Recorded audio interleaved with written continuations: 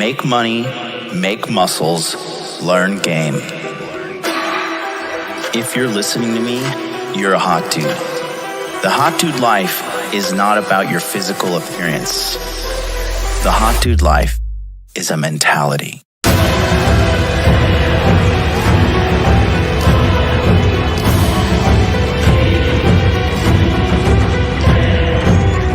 The Hot Dude Army is a global network, and the Hot Dude Army is everywhere.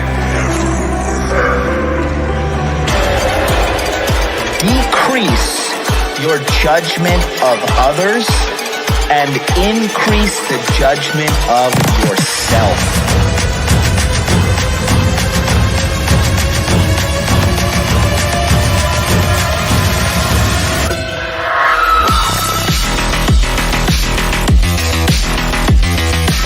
You belong to the streets, huh? 100%.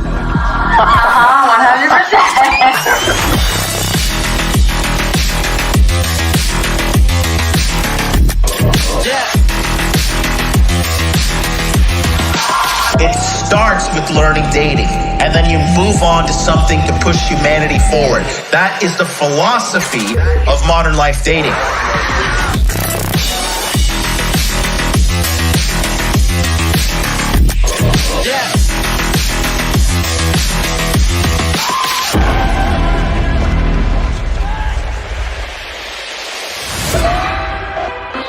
This is a textbook example of really good game.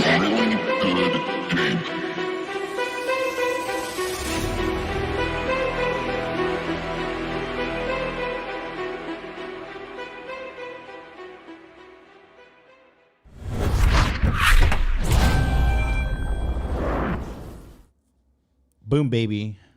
We are live. Welcome to Interview with a Man. Episode number 579.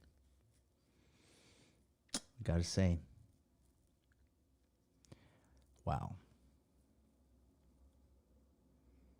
We're still going. We are going hard. We are in there like swimwear. And I kind of feel like today, on today's episode, we just got to go back to the roots of it all. You know what I mean? It's good to be back. It's good to be king, baby. How's everybody doing today? Welcome. Good Friday morning. You know what time it is? It's time for Mr. Consistency to do his thing, to be consistent, to show up, and to make it happen. And that's what we're doing right now.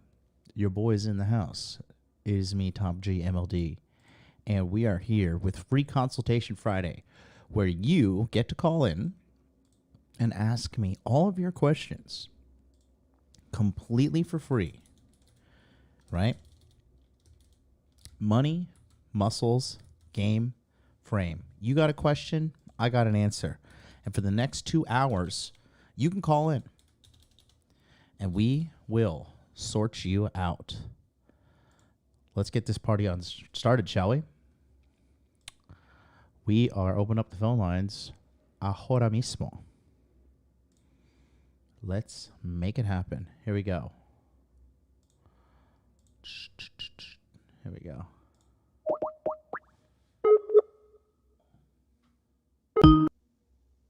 Blog Talk Radio. There are no shows scheduled within the next 24 hours. Thank you for using Blog Talk Radio. Goodbye.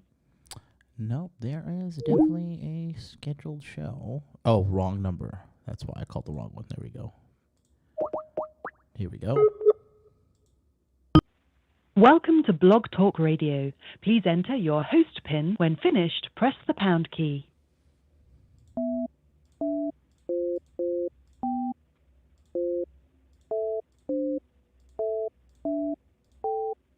To start your show now, press. Your show will go live in 5 seconds. 4, 3, 2, 1. Blog Talk Radio. All right, all right, all right, all right. Well, guys, the phone number is ready to roll right there. 657-383-1318. No call is too small, and the only dumb question is the one that you refuse to ask me. Welcome, welcome. It is me, Top G MLD, doing wonderful on this Friday, where I am here, and we are just ready to roll. If you got a question, I got an answer. Give me a call. 657-383-1318. Again, that phone number is right on the screen, and it is in the chat room. 657-383-1318. I'm here to answer all your questions about money, about muscles, about game, and about frame. We are going to get this party started. Let me go to the chat and see what's up with everybody over there. Okay, we got that there.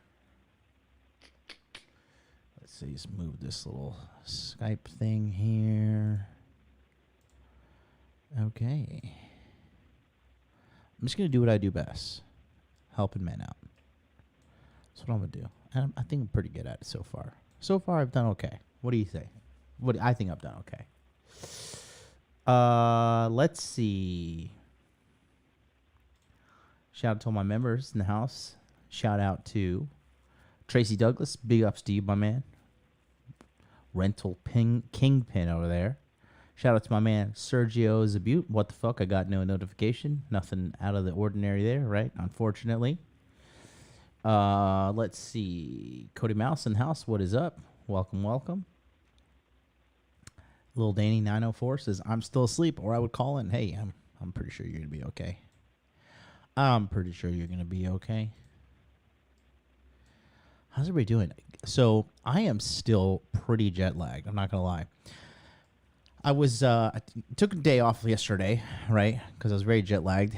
And yesterday's show, I was just like, if you guys watched the Tokyo Crypto show on Wednesday when I had Andrew on, my Lord, man, I was out of it. And I just tried to, because I came back, that was my Wednesday night, and I had come back to Tokyo on Tuesday night. So I was doing a little bit of research on jet lag, right? And so apparently you need 1 day per time zone to readjust. And I was in Bogota, Colombia, and I know I was in a lot of time zones. I know I was Eastern, Central, Mountain, Pacific, Hawaiian, and I don't know if there's any time zones in between there. Then Tokyo. So I need at least, looks like 5 days to get back into it. Ooh, I'll tell you what, man. It was a little tough. I'm still trying to get there. Favorite part of Colombia, MLD, I would have to say the airport. Getting the fuck out of there. My Colombia days have probably come to an end, honestly. That last trip was all I needed. It was okay. But I've been there now 3 times. And honestly, I'll tell you this, guys. I'll be honest with you. There's a certain ROI in regards to having fun at third world countries. But, I mean, I had fun. I was there with Harry Zikos. He's in the chat. And, yeah, just, I had my time, and that was pretty much it. I don't know. It really wasn't, I don't know. It just wasn't, it was okay. But, I don't know, just this last time really, I mean, it was okay. But it was not like, oh, my God, what a great trip, Last time I went there, it was a good time when I got my teeth done. But, yeah. Honestly, it was okay. Glenn Lawrence in the house. Good morning, brother. Says, when is the next Hot Dude Con? I made great connections with Thor and Afi that led to relationships and collaborations. I'll let you know. Let's see.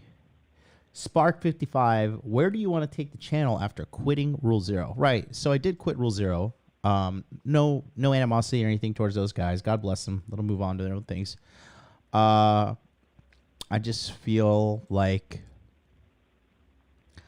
I can be more productive with my energy by focusing on myself and my brand than rule zero.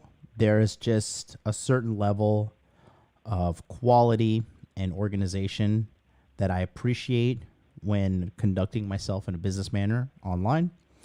And I've kind of come to the point where if people are just not going to work together to maximize our reach mutually and not heed my literal multi-million-dollar business and marketing advice, then it's really not beneficial for me anymore.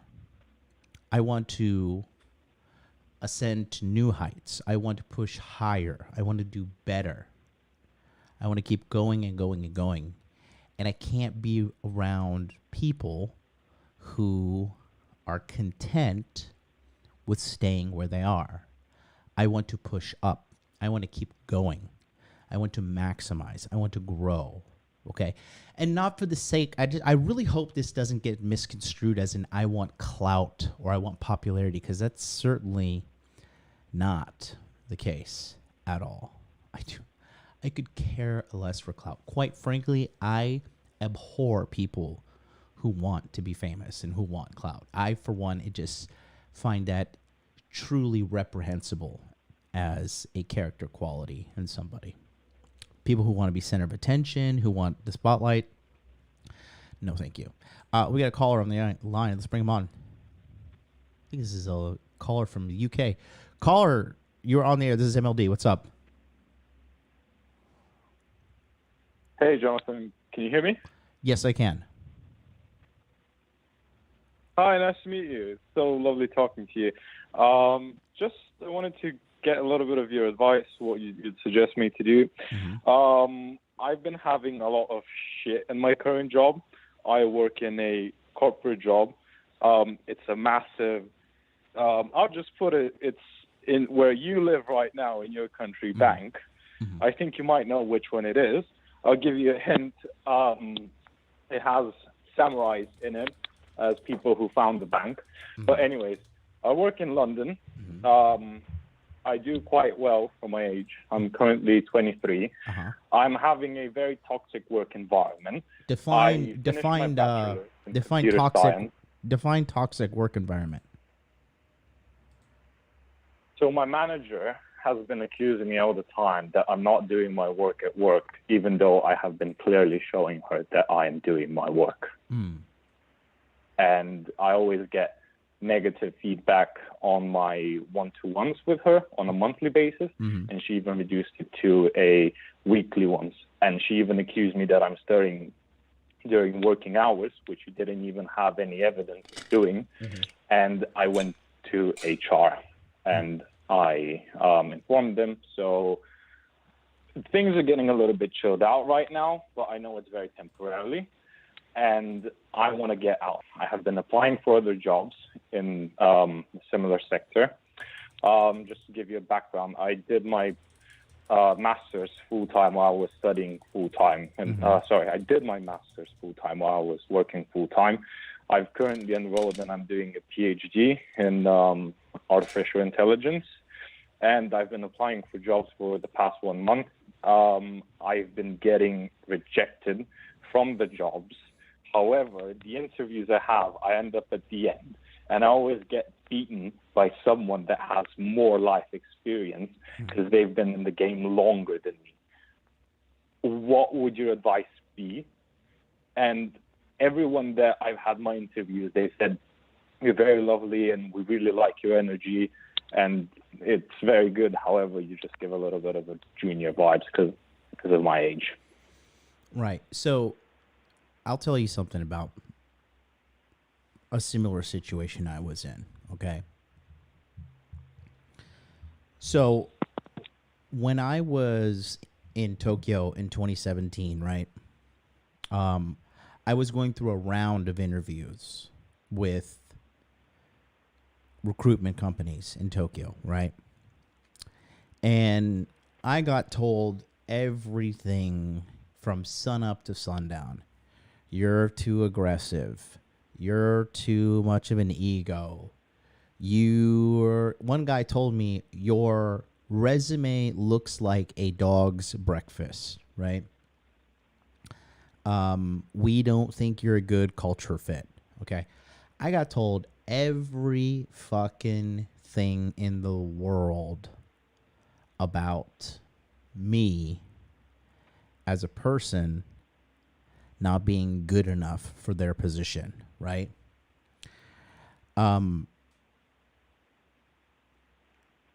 You're obviously a driven guy, right? And I'll just tell you this, that in itself is a massive, massive positive thing about yourself, okay? Because majority of people are not driven. The majority of people are literally losers, right? So what they are viewing as a kind of negative thing about you as being a junior, that's actually your greatest asset, but they're just completely missing the point. Time is the most ultimate asset we have. And they're saying, yeah, no, well, you don't have the experience we want and you're a little bit too junior. But the reality is this, if they were smart,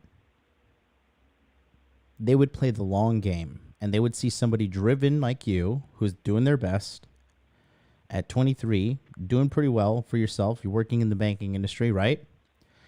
They would take some time, and yes, it would probably take some time. Just to add on that. I'm sorry? Sorry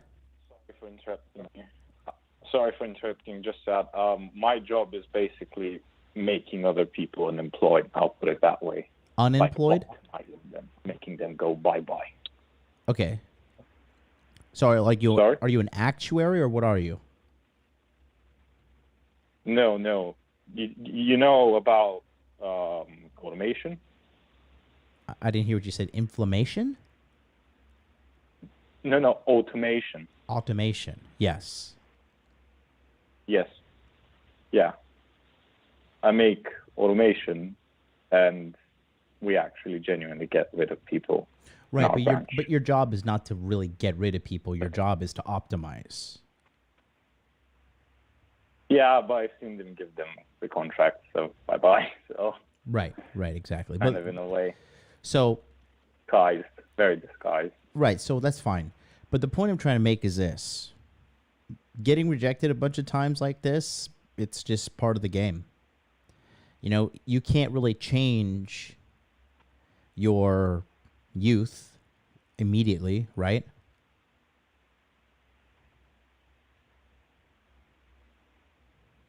No, I can't. Okay. So what kind of job are you applying for? I'm applying for data science jobs, AI jobs, and RPA in general, whatever I'm currently doing. I'm not applying for anything that's outside of my range, and I know that I'm currently working on it. I'm also working with my PhD supervisor on on an anomaly detection software, which can detect anomalies in robot arms, like the big factory ones that pick up stuff and just help around in the factories, that kind of anomalies inside. So like, let's say someone hacks in and you want to be able to detect. I'm helping in doing that, and I started recently on doing it, but I can see that we've made quite a lot of progress for a short amount of time. Also, in my spare time, I'm forming a private tutoring. Wait. One thing at a time. We're talking about the job you're trying to get. Okay. So yeah, you're applying to be you're applying to be is it a higher level of data engineer, or what is it exactly? No, just normal data engineering positions or machine learning engineers. Mm-hmm. Depending on the company, they just use it as synonyms and stuff in my current field and all that. And getting even a PhD in it also is a big plus in the STEM field if you want to go into that route. Right. Okay.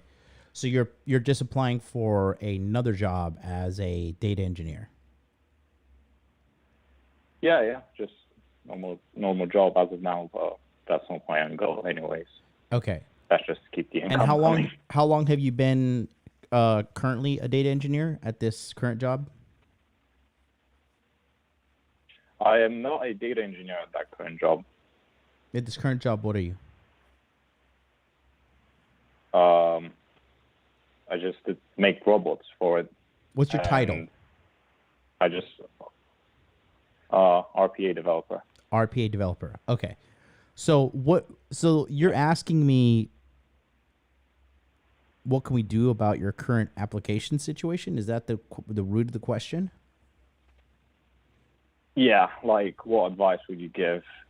I've spoken to some people that are very close to me, and they just said, "Mate, just keep going and applying." But I just wanted to hear your opinion as well, because I've been listening to you for quite some time. So, been like, how many interviews have you gone on? I went on 3. Okay. So and when far, listen. To the final stage. Okay. When I ask you something, I just need you to answer me relatively quickly, because I'm trying to extract as much data from you so I can calculate the most efficient solution for you. Does that make sense? Yeah. So 3 interviews, are these with one company or multiple companies or what? Multiple. Okay. And these are is this 3 different companies, or how does it work out? 3 different companies. And 2 every of them single had 2. So every single company, you got one and done, interview, you're out, interview, you're out, interview, you're out? No. So in one of them, I just had the first round. I got rejected, but I got very positive feedback.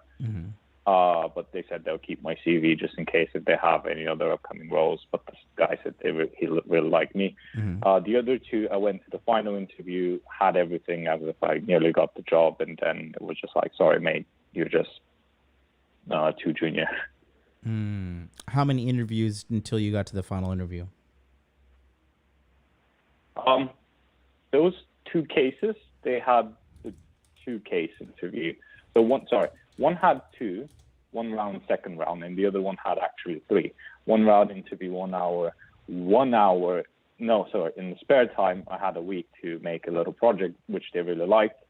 And then I had a 2-hour interview with them, very technical, going through the code that I made for them, asking me questions about it. Do you talk this much on the interview?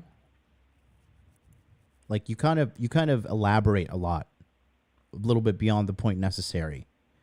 Do you communicate like this on the interview, like you're communicating with me?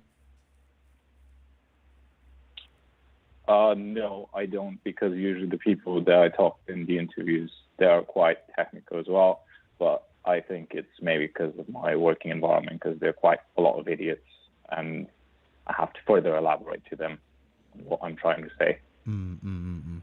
Because you have like a tendency to kind of, in my opinion, over elaborate a little bit. So people who are older than you might just chalk this up and be like, oh, well, he's just young, so that's why he's kind of droning on about this stuff. But out of these 3 companies, how many applications have you sent out? I don't know. There are a lot of them. It's not like I keep track of them, to be honest. Maybe I send 20 at a day. But how many have you sent out? I was kind of like, I almost got it. Sorry? How many applications have you sent out? Maybe at least 150 for the past month. So have you ever thought that maybe your resume and application is kind of garbage? Because if you're sending out 150 and you only got 3, that's like less than 1% conversion. Yeah, I've had that for quite some time, thinking on it. I did quite a lot of changes from one version to the other until to the final. Not very sure where to get. any advice on like CV for people in that industry. Are you at your computer right now? Yeah. Send me your CV. modernlifedating@gmail.com. I won't pull it up on the screen, but send me your CV. Let's review it right now. modernlifedating@gmail.com. Yep.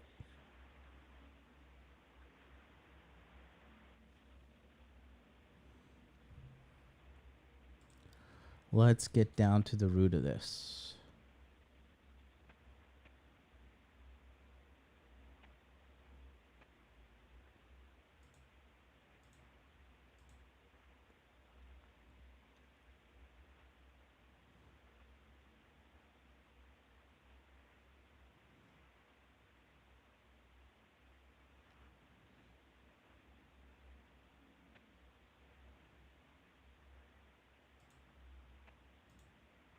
I just sent in.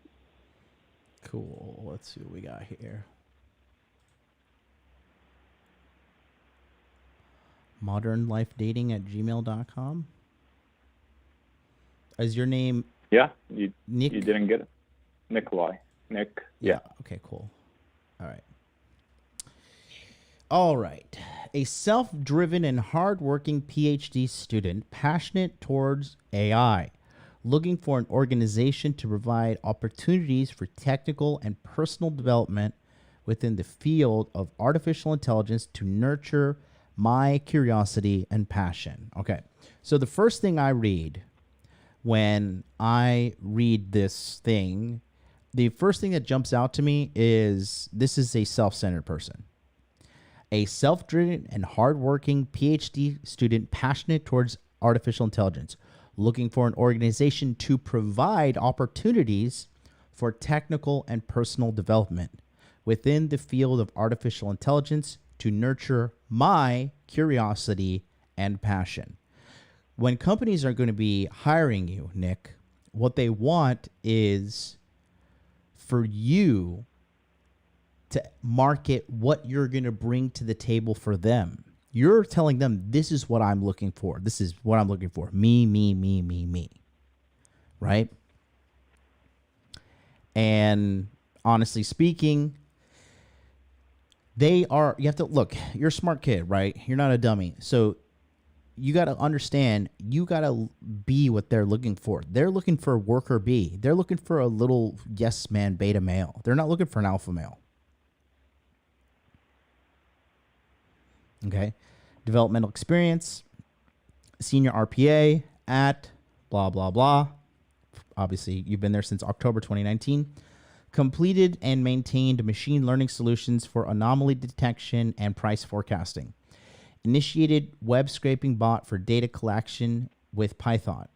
Data visualization and consolidation for business clients and algorithmic trading solutions. Trained and supervised new team members and compiled beginner-friendly developer guides. Designed and created major back-office databases. Produced daily running custom batch, Visual Basic, and PowerShell scripts to enable the RPA infrastructure. So this resume is very elementary. Okay, this resume is not very technical. If I were you, I would take $100, $200, and find an expert resume person in your industry and have them redo your resume. And here's another thing you can do. On the top right-hand corner of your resume, you need to put a professional photo of you in a suit with your picture and your face on it. Okay? Because this is going to make you stand out. And you have your website on here. God, Lord have mercy. Do I click on here? Let's see what we have. It's not mine.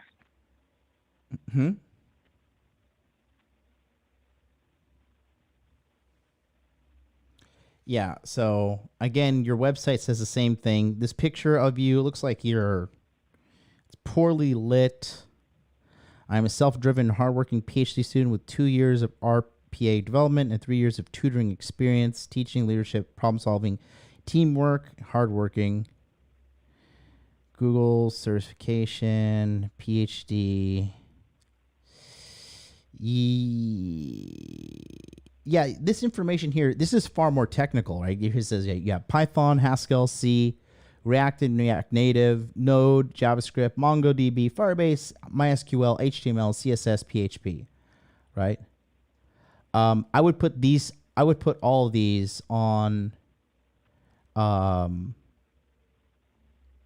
resume, and then your project site. My ally is the force, and a powerful ally that is. You're quoting Yoda.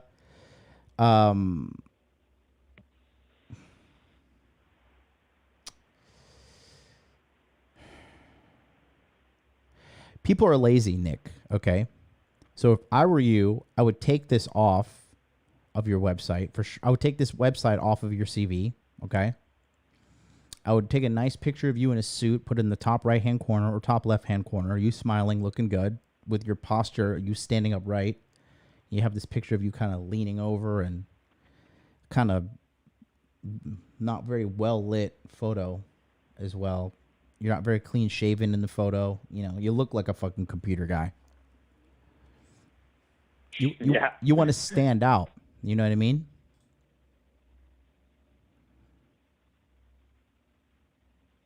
Yeah. Let's go back here. CEO Jedi Coders invented engaging child and youth-friendly programming courses, composed a business strategy and direction, launched a marketing strategy to attract customers.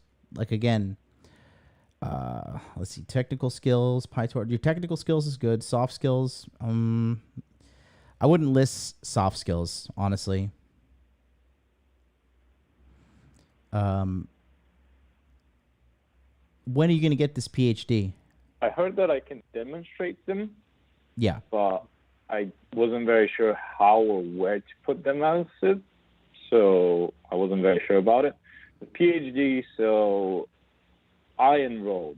I've officially started it, but I need to actually genuinely start doing it. But the toxic work environment has been actually just affecting me in my spare time, because I've always being accused, and I have to live week by week. Oh, are they going to go and do this? All right, or that, so you want me to listen? Listen. Nobody cares. Yeah. If I'm a guy and I'm interviewing you, and you say, "Okay, you're enrolled in this PhD thing, but when are you set to graduate?"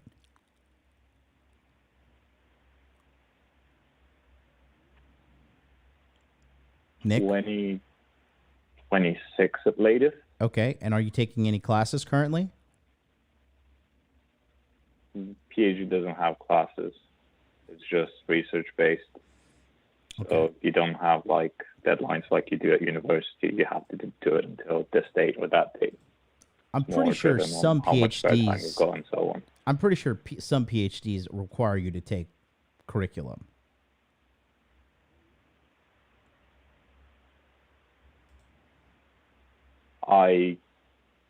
I'm not very sure. Mine, what I've enrolled to, I don't have a curriculum, Right. but it's more research driven. Right. So you don't really know when you're going to graduate. You don't really know when you've started your curriculum.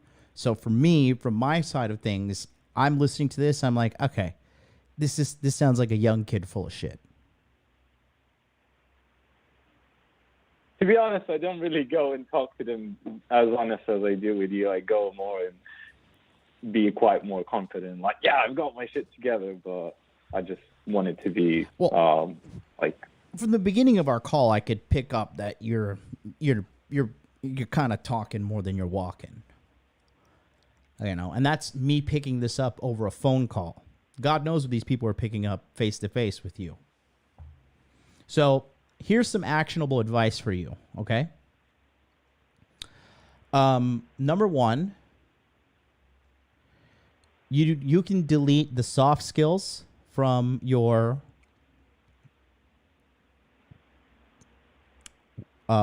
resume. You want to keep your resume one page, okay? One page. Remove the website, okay? Add a photo of you in a suit, smiling, looking good. Pay someone to redo the tabs on your development experience. Pay a professional.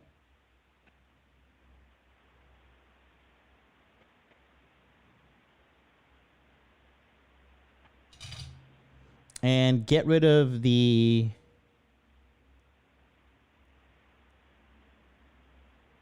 achievements and interest in volunteering as well. Achievements is more what I've done as like I don't care. project. Get rid of it. So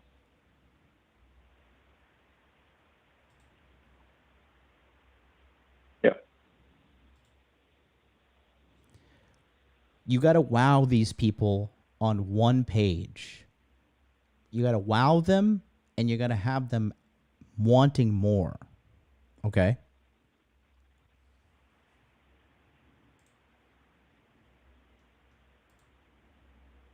Yeah. And by them wanting more, the only way for them to do that is reach out to you and schedule an interview.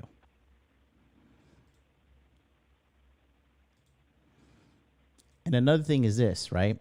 I would tell you definitely you need to work on your listening skills. You're too eager to speak, but you're in a position in your life where you need to be listening.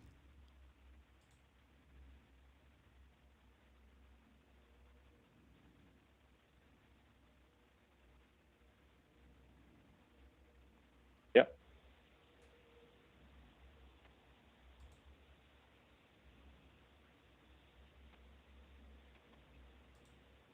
Shut up and take my money. You got any more questions for me, big guy? No, that's it. Thank you very much for your time. Yeah. Well, keep watching. Thanks so much for paying attention and listening. And then, yeah, mate, we chat soon, yeah? Thank you. Bye. All right. Peace out. Bye-bye. Well, honestly, I don't think he liked what he heard.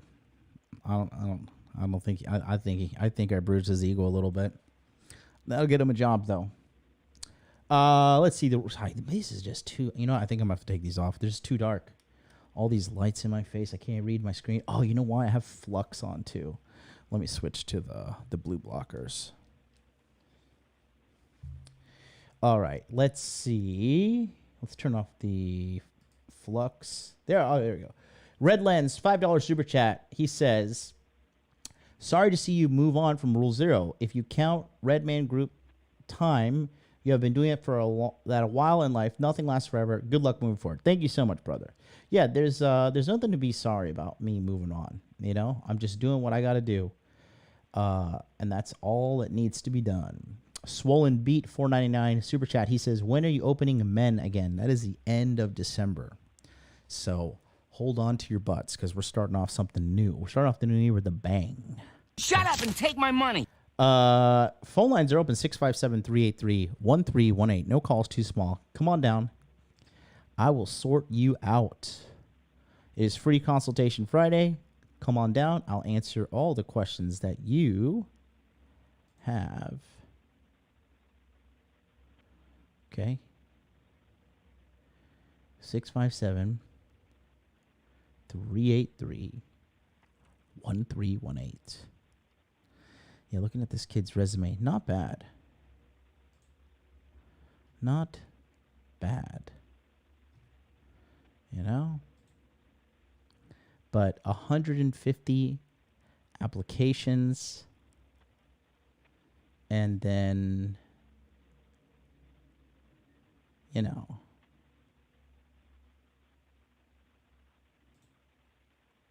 three interviews. It's pretty bad. Pretty bad,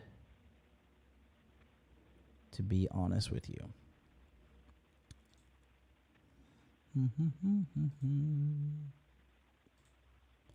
All right, we got another call, 440. Let's bring him on.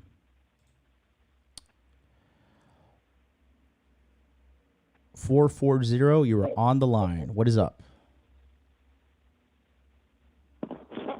Hey, I have to make a career choice. Okay.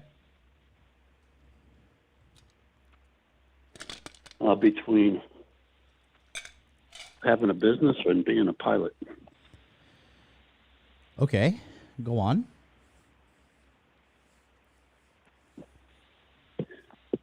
The business is pretty mediocre,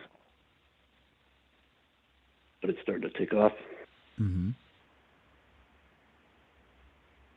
Pilot thing is going to start low and go up high. How old are you? 53. And what kind of pilot are you going to be? Probably a commuter airline. Okay, so you'll be flying for like one of the big, what, Delta, United, or something like that? Well, it's a subcontractor of those. So what does that mean? All the smaller ones are subcontractors. Okay, so like who? What's the name of the company? Or give me an idea. Contour. Contour. Okay. ExpressJet. Okay. And where would you be flying to and fro from? Just around in the USA. Okay. And where are you based? In the Midwest.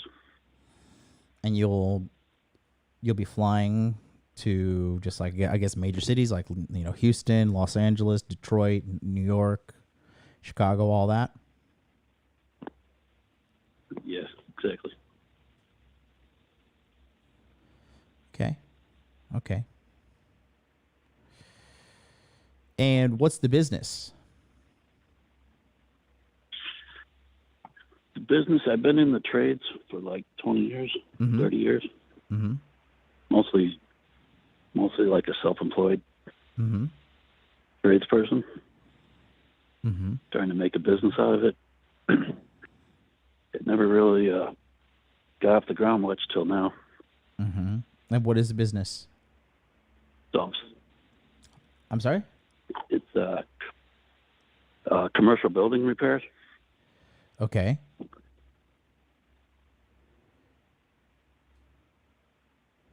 So as soon as I, got ready to be a pilot, now my business kind of takes off. What do you define I as... mean, not great, but it's like way better than it was. What do you define as taking off? I mean, just being like a self-employed kind of guy fixing stuff, never, I'd make 30 to 60K. With your current business? Well, over the years, and now it's over 100K and kind of growing pretty quick. Well, okay, if you're hitting already over 100K, right, then, I mean, you're already at 100K at October right now, at this point of the year? Yeah. Do you know the exact number?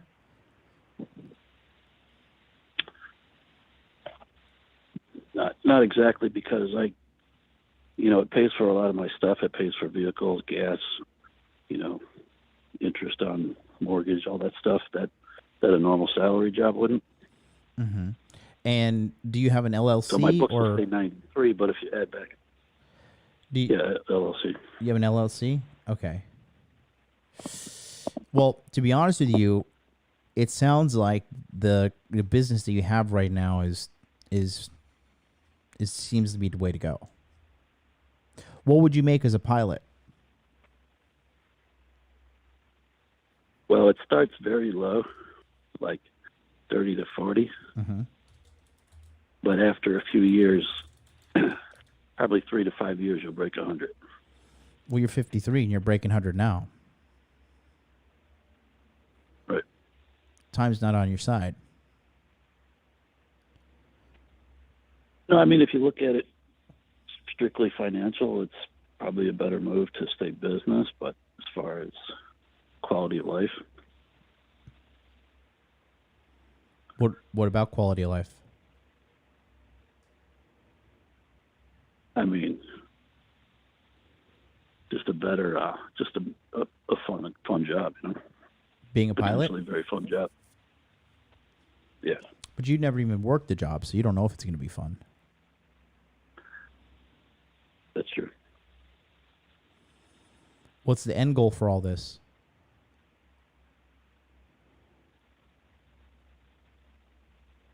a good nest egg and enjoy my life.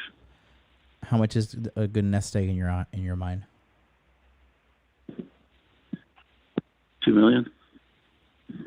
Yeah, you're probably going to hit 2 million faster doing the business you're doing now than being a corporate slave.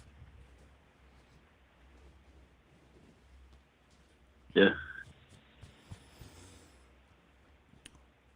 Stick with the business, my man. That's what I would do.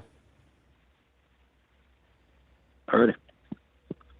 That's what I would do. Where are you located exactly? Are you located in a place that's low cost of living or what? Yeah, probably the lowest in the country. Well, then, yeah, keep rocking that business, my man. That's what I would say. Alrighty. All right, partner. Well, you have a good day today. Thanks, you too. All right, bye-bye. Man, a few words. All right. Well, and yeah, that was pretty simple. To the point. 657-383-1318. Let's see. Anybody else in the chat?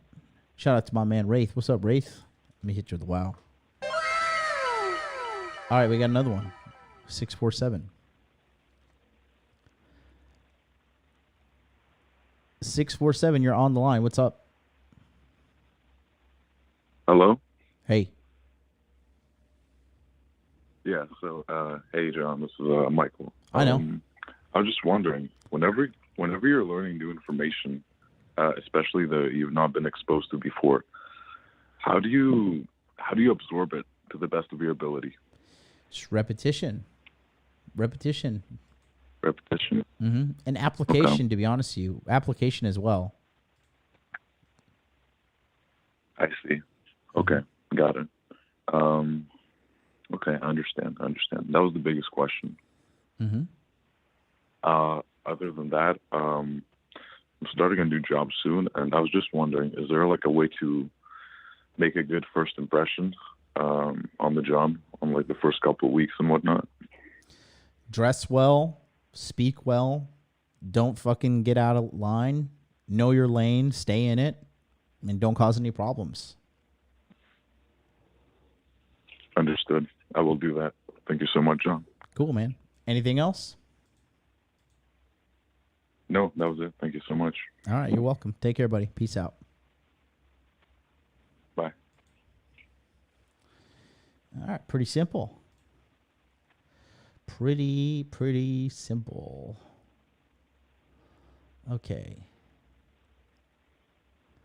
657-383-1318. Smash that like button, by the way. Smash it. We have 130 people watching live, 100 likes. We got the coaching going on this upcoming Sunday. But if you want a one-on-one, we can do that for you too. Check it out. We're going to get right back to that, but I wanted to quickly tell you about my one-on-one coaching service. If you need help with making money, making muscles, learning game, or holding frame, let me help you. I've been helping thousands of men over the past 5 years, and I'm very sure I can get you results as well. All you need to do is go to modernlifedating.com/coaching and book your session with me today. It's a private one-on-one session. I help guys with a lot of things, whether it be relationships, managing your girlfriend, managing your girlfriends, wives, fitness, investment strategies, marketing opportunities, cryptocurrency, the list goes on and on. So if you just need a little bit of help and you don't know where to go next in life, I can help you out. Book a call with me today. Go to modernlifedating.com/coaching and let's help you out today. Thanks so much. Let's get back to today's episode.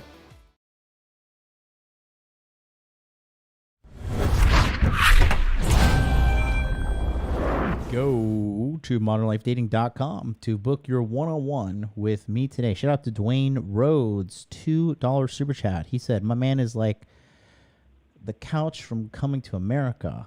Got some cool drip, bad, but I'm got that ghost face killer robe.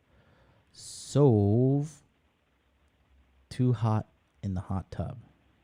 Thank you so much, brother. Appreciate the $2 that you have just sent me.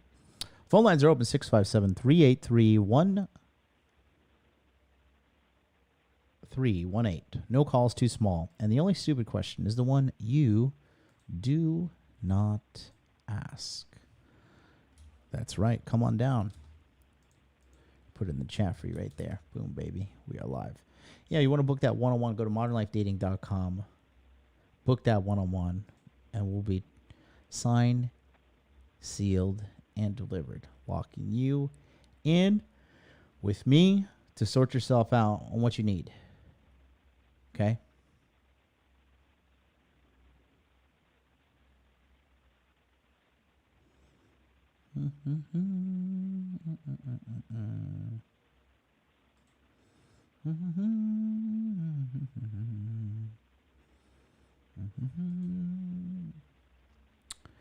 Mr. Got Plenty's in the house. Gang, gang. What's up, what's up, what's up? A little bit of a slow Friday. I'm still feeling pretty tired. Is that normal? I know Jason's in the chat. How long is this jet lag supposed to last? I hear Tuesday night. It is now Friday night. I'm already tired. And I slept a lot yesterday. I slept so much. I woke up early today, though. I did wake up early. I had a cappuccino. And honestly, after I was done drinking that cappuccino, my stomach got really acidic. I wasn't feeling so hot. Let's go to 813. 813, you're on the line. Hey, man, my name is Pedro. Thanks for having me. Yeah, hi. Hey, go ahead. So my biggest problem right now is essentially I'm still very socially awkward. And I would like to know from you, a person who's really good at communicating, how can I train myself to become essentially a pro at communicating with people, like not only in day-to-day life, but like in professional situations? Yeah, you seem to have had that all rehearsed and ready as soon as I picked up the phone, yeah? Yep. Exactly right. You got to just get used to being okay with yourself and talking and understand that conversations, sometimes they're going to be a little bit awkward. And, the person on the other side of that conversation is probably going to be as equally nervous as you are. But why are you trying to be so perfect at it? What's the end goal here? Well, it's because I've always been socially awkward. Like, it's gotten better since I got a job and I started to put myself out there, talk to women, talk to people, talk to intimidating people, even at uncomfortable situations. Like, I've gotten way better at it, but I'm still at a point where it's coming from I guess I would say insecurity. You know what I mean? Like insecurity within my own body. Sometimes my ability to, let's say, like, defend myself or like deep-rooted things that make me feel like I'm not worthy of being successful in professional life or day-to-day life. And so what's your fear, Pedro? What's your fear, Pedro? Yeah. Are you afraid they're going to be like, ha ha, Pedro's stupid. He's just a dumb dude with a Spanish name who can't fucking hold a conversation. Is that what you're worried about? Well, I would say it doesn't bother me. That wouldn't bother me as much anymore, but that definitely has been something that my whole life people have called me stupid or weird just because I didn't understand some kind of memo that everyone else seemed to understand, And seeing you, I saw you on Fresh and Fit, and I'm like, man, this guy's got it figured out. He's so confident. He's so successful. He knows what he wants. And I've kind of tried to take people like you and kind of put those kind of values into myself. And that's my biggest problem, apart from finance, which I'm really like, I know what I want in my career, my financial life, my dating life. Like, all of that is fine, but I'm still always so nervous, and I still feel like heart palpitations, social awkwardness. You know what I mean? Mm. And that's how old are you? the biggest thing that stops me from. I'm 20. Yeah, that's normal. You got to focus on listening too, because it seems to me that you are either in talk mode or listening mode, but you got to be flexible. You know what I mean? What's your favorite color? Blue. Too slow. Too slow. You get this one. You get the. That's something you pointed that out very quickly, and I just recently noticed that in myself. Like, either I'm talking too much or I'm just straight up quiet, taking it all in, like ready to respond. Name an animal in Africa. Well, giraffe. Bingo. Good job. Are you a burrito bowl guy or are you a burrito guy when it comes to Chipotle? I've never been, but I'd say burrito. Why? Well, because I have never had a burrito bowl. What makes you feel like you would like a burrito over a burrito bowl?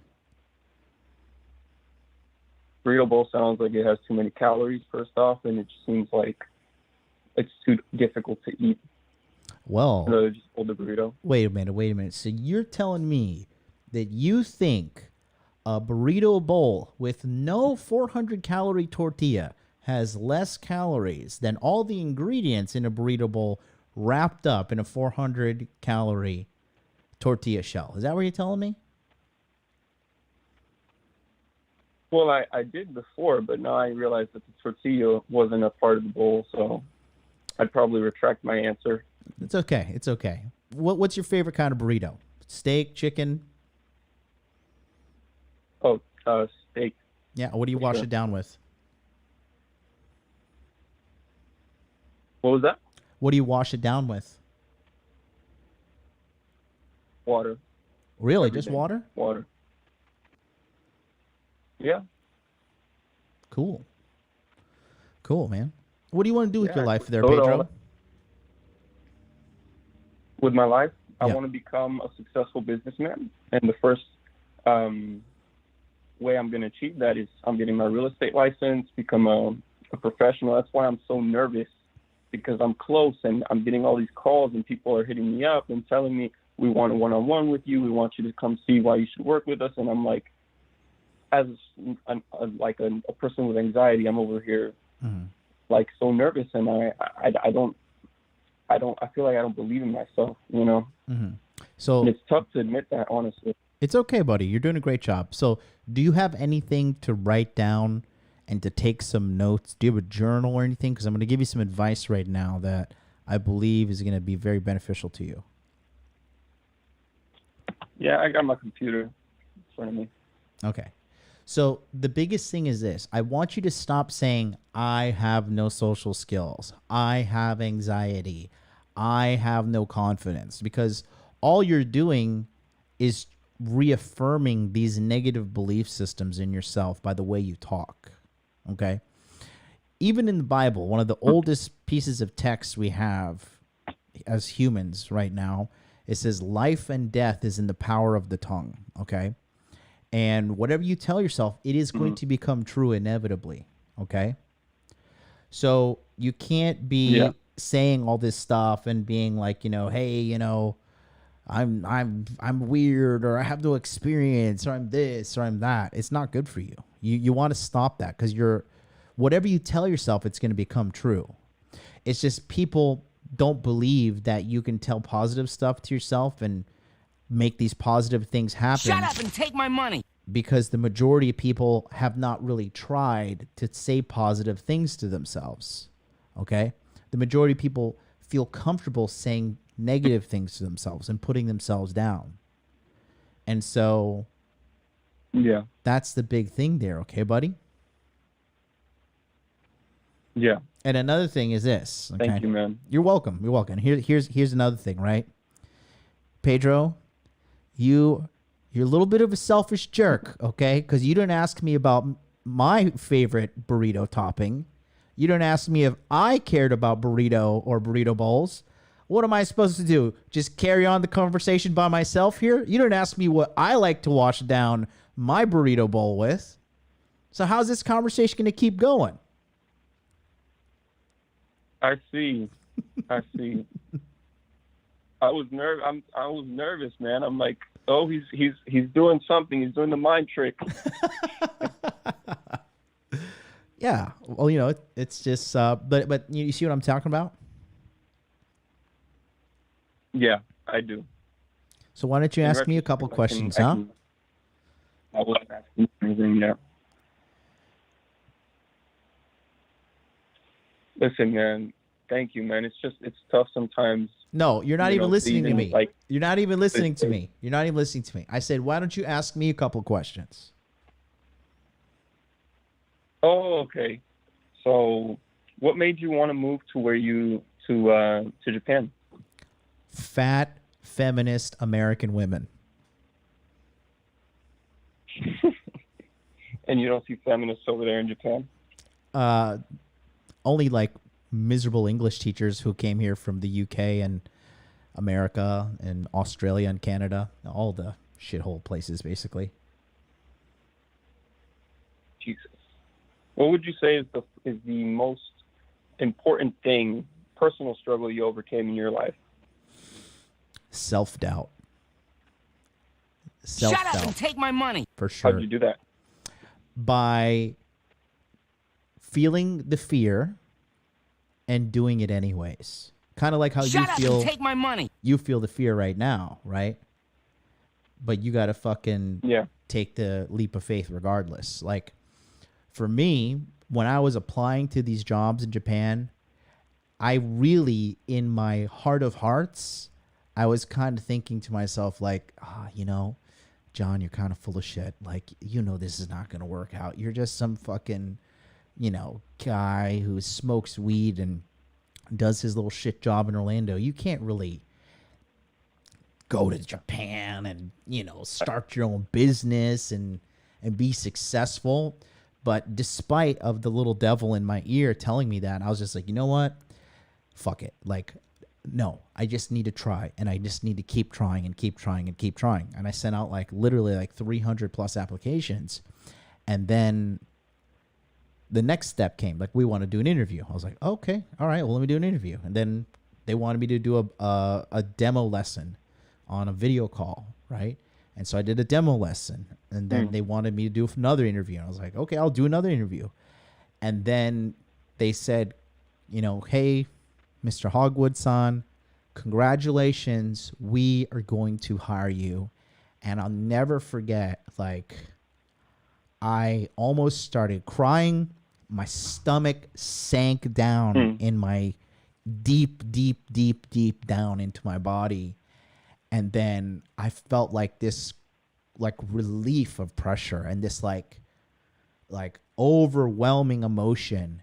And then immediately it turned into fucking massive pride and ego. And I was like, fuck all these people who said I couldn't do shit. Fuck all you motherfuckers. I'm going to Japan. Suck my dick. I'm the fucking man. Enjoy staying here in fucking shithole Orlando. Go downtown. Fucking watch the Magic lose every fucking year. You're a loser. The fucking Magic sucks. Fuck all you people. You know, and it was awesome. And honestly, it woke me up, Pedro. It awoke in my mind to a whole new level. And I was like, holy shit, I said I can do it. I fucking suffered. I did all this shit and I pulled it off, and I'm the fucking man. And I did this shit. And that gave me a whole new level of confidence. But you have to doubt your doubt. Does that make sense to you? You have to doubt your doubt, and you got to, even when you feel fear, unless it's like shooting up heroin or smoking crack, you need to fucking do whatever is making you feel afraid. You need to just do it. Does that make sense to you? Yeah, man. No, what you just said, it's like I dream of being like that all the time, you know? Yeah. That breakthrough you're talking about that you described. Yeah. And, you know, saying, screw everyone else, what everyone thinks. I got it. I did it. I worked for it. I kept my head down, and I I got what I dreamt of, what I worked for. More importantly. Oh yeah. Oh yeah. Hey man, it feels amazing to be able to talk to you like this. When I saw you in person, I'm like, I'll never be able to meet a guy like that. And it's like talking to you now, it just, and applying in my mind from this very moment that your doubt. Mm-hmm. I'll always remember that, bro. Like, good, bro. That's really powerful, man. Like, thank you. I'm about to go today. I'm gonna do something I'm afraid of just because of you, bro. Yeah, man, and do it for you. And another thing is this, Pedro. Okay, the fact that you want to do better, and the fact that you're a 20-year-old boy and you're fucking up early on a Friday morning watching self-help shit like this and calling in and getting advice, okay, you are already better than literally 90% of people, because the majority of people do not consistently take action to better themselves on a daily basis. A lot of people are okay eating the shit sandwich that life gives them. All right? So I would tell you, keep watching, keep paying attention. If you want a higher level of accountability and coaching, join my monthly coaching program, and then we can elevate you to even higher level. Okay? Okay. Cool, man. Well, listen. Hey, thank you, man. I appreciate all of your work. Thank you too. Thank you too. It really means a lot. It really means a lot. And I'm going to hang up on you, but when I hang up, I want you to listen a little bit more, okay? Yeah, I will. For Okay, sure, man. listen, because I'm going to say something directly to you, but I'm going to address the audience as well. Take care. Bye-bye. Yeah. So obviously, like, it's no secret, right? I've officially cut connections with Cultivate Crypto, Charlie, cultivatecrypto.com, like a literal business I helped build from the ground up into the literal multiple seven figures. Same thing with Miguel, Dollar Cost Crypto, and then also I'm walking away from Rule Zero, right? And those are two individual things. Regarding Cultivate Crypto and Miguel, I just walked away because I needed to walk away. And regards to Rule Zero and stuff, quite frankly, I just felt like I wasn't maximizing my potential by putting my consciousness in that kind of arena of existence. Does that make sense to you guys? I know that may sound like a little woo-woo, but by me just projecting my consciousness and entertaining what was happening there, I just felt like ultimately it was a inefficient use of my time and resources, right? And I had been going back and forth in my mind for a little bit about exiting Rule Zero, and also, the whole situation with Charlie and Miguel, and they were paying me too on top of that, right? But again, I just look at everything I've done so far, okay? And let's take my channel for example right now. We just crossed 52,000 subscribers, right? So big salute to me, right? And if you're watching my Instagram, it was about 2 months ago in August that I said, watch this, I'm going to get to 100,000 subscribers soon. So it's been 2 months since I've implemented that plan, and I've more than doubled my subscribers since middle of August. That's when I implemented my plan. Meanwhile, I implemented my plan while traveling abroad in Miami, then came home for Tokyo for 3 days. Then I went to Turkey to do my hair transplant. Then I was recovering from my hair transplant. And then I just got back from Bogota, Colombia, which was also a business trip that went completely tits up, and I'm no longer doing that shit ever again either. I'm not even fully dialed in yet. And look at all the things I've accomplished. And then this is a conversation I'm having with myself. All right?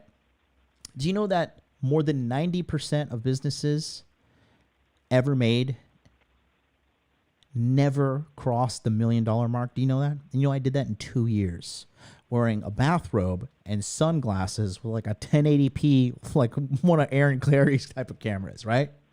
So I sat back and I thought to myself, I really think that if I dial things in and I focus 100% on myself, and I only surround myself around people who love me, who will defend me, and who could respect me and respect what I am doing and what I want to do, I really believe I can ascend to the next level, right?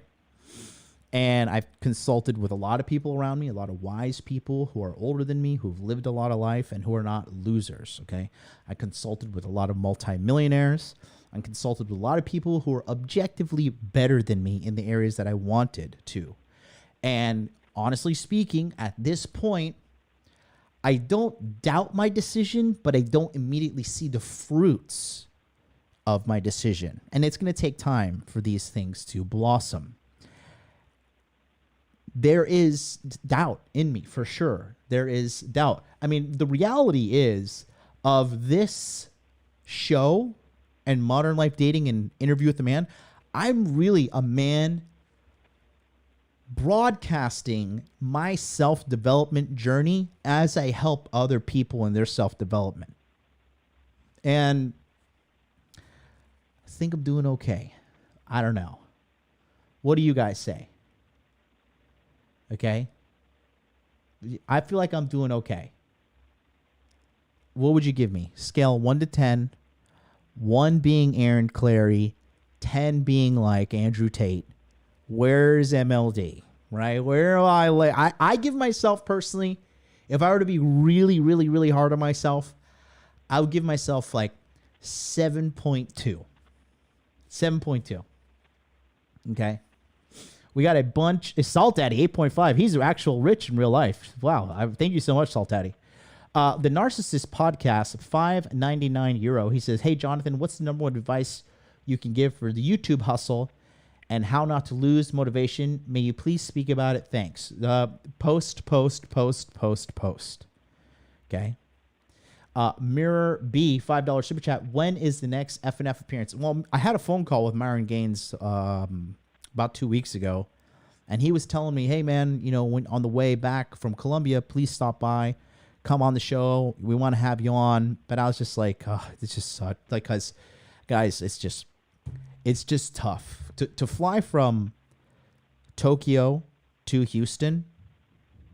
It's about anywhere between 12 to 14 hours, depending on the flight conditions, right? We had some really bad turbulence last time. It was not cool. And then from Houston to Miami, it's like another 4 to 5 hours.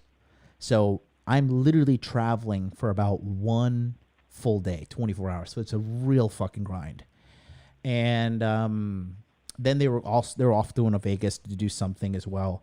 So just the schedules didn't line up. But I was supposed to be there last time in August, but the schedules didn't line up. And I love Myron; he's a great guy. And they just did their 2-year anniversary show. And so I don't know. We'll see. It's going to take some time, but I'm definitely going to go back on Fresh and Fit. I'm actually going viral right now because of my last appearance on Fresh and Fit. If you guys did not see it, if you have not seen it, it is really funny. I'm going to play it for you real quick. And then I want you to go and I want you to leave a comment because it's so funny. Check it out here. Look, this is the clip that's going viral. We're almost at 3 million views on this comment, on this Shut clip. up and take my money. Take a look right here. This is titled, this is MLD just obliterate. MLD and Miles obliterate feminist. Take a look here. I see a whole bunch of empty fingers with no ring finger. So what y'all need to keep a woman? Listen, being married is not a So are you in a relationship? Are you going to shut up when we finish? It is not a prize for a man to be married. It's like, hey guys, I got married. Most guys are like, I got married. That's why a woman was like, I got married. That's why you girls fight and claw each other's eyes out to catch the bouquet at weddings to see who's going to get married next. Just to be clear, this conversation started off of men like us, and that's what I laughed off of. I wouldn't want none of y'all to propose to me. That's why I laughed. We don't want you either. You don't get men like ours time. I wouldn't want nobody like you. And this is not to sound insulting, but no man I would want would be on no podcast. This podcast is the only reason why you and I are in the same room. Seriously. I see a I like Miles. Miles is a stand-up guy, and so is Mr. Lucario. Good guy. So yeah, you know, I've been working behind the scenes on the the YouTube back-end marketing. I have 3 videos now that have multiple millions of views. I think my highest one has my highest one has like 8 point something million views on YouTube. And then number 2 is like 3.2 million. And then number 3 is 2.8. That's the one you just watched. Yeah, okay, 8.6 million, 3.4 million, and then 2.8 million, right? And we've kind of got the viral formula a little bit down. We're working on making it happen. And you'll see. Eventually, I will have 1 million subscribers on YouTube. I probably will have 100,000, ideally by the end of the year. If not, definitely by spring. And yeah, we're just going to keep on moving forward. Dan Sparks, $10 super chat says, take Happy for some doggy treats. Thank you so much. Happy's on my shit list today. Let's read the scores you guys gave me. 9.9, 8.5, 8, 8, 10, 7, 8, 8.5. You are 8 minimum, says Webster61. Love you, Webster. Alex, the best is 7.5. Isaiah plays 7. Curhi, 8, always improving. Bush Ranger Red, 8. Double Axe says MLD equals 8. Bathrobe equals 10. And then Dwayne Rhodes, another $2 super chat. That brings him to a total of $4 donating today. Says, I enjoyed the show. Thank you so much, Mr. Rhodes. I appreciate you, brother. Hope you have a wonderful day. Let's see. We got a couple conversations here on the phone lines. And we are going to be popping it on right now. Here we go. Let's go to 905. 905, you're on live with Hello, John. MLD. What's up? Hey, John. I just had a couple questions. I want to call in for a few times because I've always resonated with the fact that you always felt like you wanted to live somewhere outside North America. Yes. I currently live in Canada. Yes. And I currently switched work to, I kind of work in tech, so I wanted a remote position. So I always kind of had the aspiration that I would live in another country, and I thought maybe Europe and stuff, but that's a bit difficult if a lot of the job is based in North America, just being 6 hours ahead.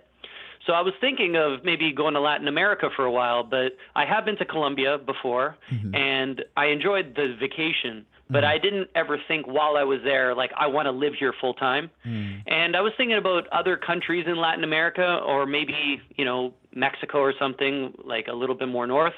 But I was kind of wondering to get your thoughts. I mean, you do know people. You have more experience in Latin America than I do, and I just wanted to get your thoughts on that.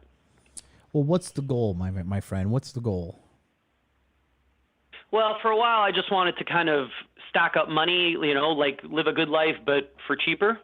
But my concern is, being around a third world country. I mean, I guess there are other expats that I would hope to meet and stuff, but I wanted to, for maybe a year or two, make good money, but also be able to stack. Okay, what do you do for a living right now? I work in Salesforce. You work at Salesforce? No, I work at a company using Salesforce, as the Salesforce administrator. Okay. And so then, what do you make a year right now? Okay, so this is my first position, and I make 75, but when I move to my next position, I do think I'll be able to kind of hit that six-figure mark. And at that point, I was kind of this would be a good amount of money to make, and continue to improve in that regard. But also, I just kind of want to keep my cost of living low because in Canada, it's kind of beating me, right. It's unnecessary. And I just think that there's better places to live in the world. Okay. And then where do you want to go? There was a large part of me that was thinking about Argentina. I was thinking I think that's a cool place. And that was one of my, I know some people in Mexico. That was another place. They seem to have a good time there, but I just kind of wanted your thoughts. I resonate with you a lot. And to be honest, I just needed to bounce this idea off someone. So here's the deal, right? Have you been to South America? Yeah, I've been to Colombia a few years ago for a month on a vacation. Did you get robbed? No, but I had a Colombian friend with me who spoke fluent Spanish, and I think that helped a lot. Do you think you could avoid getting robbed and or killed? That's a major concern. Do you know how to fight? No. I'm going to say no. Yeah, the answer is no. If you can't say yes, the answer is no. And you said you're what, 23, 24? Oh, no, I'm 30. Oh, you're 30. Oh, boy. Oh, boy. Well, yeah, you kind of have a little bit of adolescent energy about you. Well, you got enough about you to not get robbed, right? And I would say give it a go. Go on down there. Do you think, like... sorry, you said something? Oh, I would just say give it a go. Go on down there. Yeah, okay. Did you find that moving abroad, there is that kind of hero's journey kind of aspect that I think you had calling for you. And I guess I kind of have that for myself, but did you find that you were able to meet people, like-minded people, to propel you forward? Because there were times, I think, on your show you said that you kind of feel a bit isolated in Tokyo, Yeah, I'm I mean, to this day, I still feel isolated because you will never fully be accepted by, well, the Japanese people. You know what I mean? But yeah, I would say that if it's part of your masculine journey, definitely go, because what you learn being on your own in another culture and surviving, let alone thriving, right, mate? That's the kind of confidence you can't buy. You know what I mean? Yeah, I think that maybe going to a place for 3 months, just checking it out, you don't need to make any super big commitments. Just, give it a feel, see if it's a fit, or you can go elsewhere. And I think that's probably the best bet. But I just wanted to bounce the idea off someone I respect, and that's why I called it. Yeah, I would give it a go, man, especially if you want to save money. You're making $75,000 a year, and you live somewhere in like Colombia or Argentina, you can save a lot of money, bro. You can save a lot of money. All right. Sounds like a plan, man. Thanks for all you do, and all the best. Yeah, man. You should consider joining my monthly coaching group, especially a guy like you, because we have a Telegram chat as we meet twice a month, and we would be able to just like assist you, because these guys are global. They're around the world. And really, this is like a massive jump in self-development that I would say 99% of people don't do, to leave their country and go live in another country. I think that would be something. Yeah, I agree with you. You would get better quality women. You would get better quality food. You would get better quality a lot of things for a fraction of the cost. And you wouldn't be in the decaying, filthy, disgusting Western society, which is Canada and America. You know what I mean? Yeah, I feel the same way that you do. There is a concern that I would really need to kind of lay low, in the sense that, like, if I'm going there to these places and I'm going out and they know I'm this gringo, and I don't want to draw a lot of attention to myself, because I'm not saying I'm making a crazy amount of money. I'm not, but I'm definitely making more than them. So I don't really want to have a target on my back, and that is a concern of mine. Yeah, just play the game smart, be smart, and you'll be okay. So with the monthly coaching, it's a couple hours. We all just take turns, like, bringing our issues to the group, and we all, like, hash it out. So what it is there is actually no time limit, okay? It's every Sunday night, 9 p.m. Eastern Standard Time. We have a group chat where we send out a link to the members. Then you click on the link and you join in, right? And then whatever questions you have, we answer them. It's pretty simple. All right, sounds like a plan. And there's like 100 people or so that I can, like, shoot the breeze with in the chat. There's about 70 something right now, and it's capped at 100. Eventually, it's going to fill up at 100. I have not been aggressive in trying to fill it up. I kind of just, because I really don't want to force people to I don't want to have to cheerleader somebody in there. You know what I mean? So if you're in, you're in. If you're not, you're not. But the reality is there's a lot of value in there.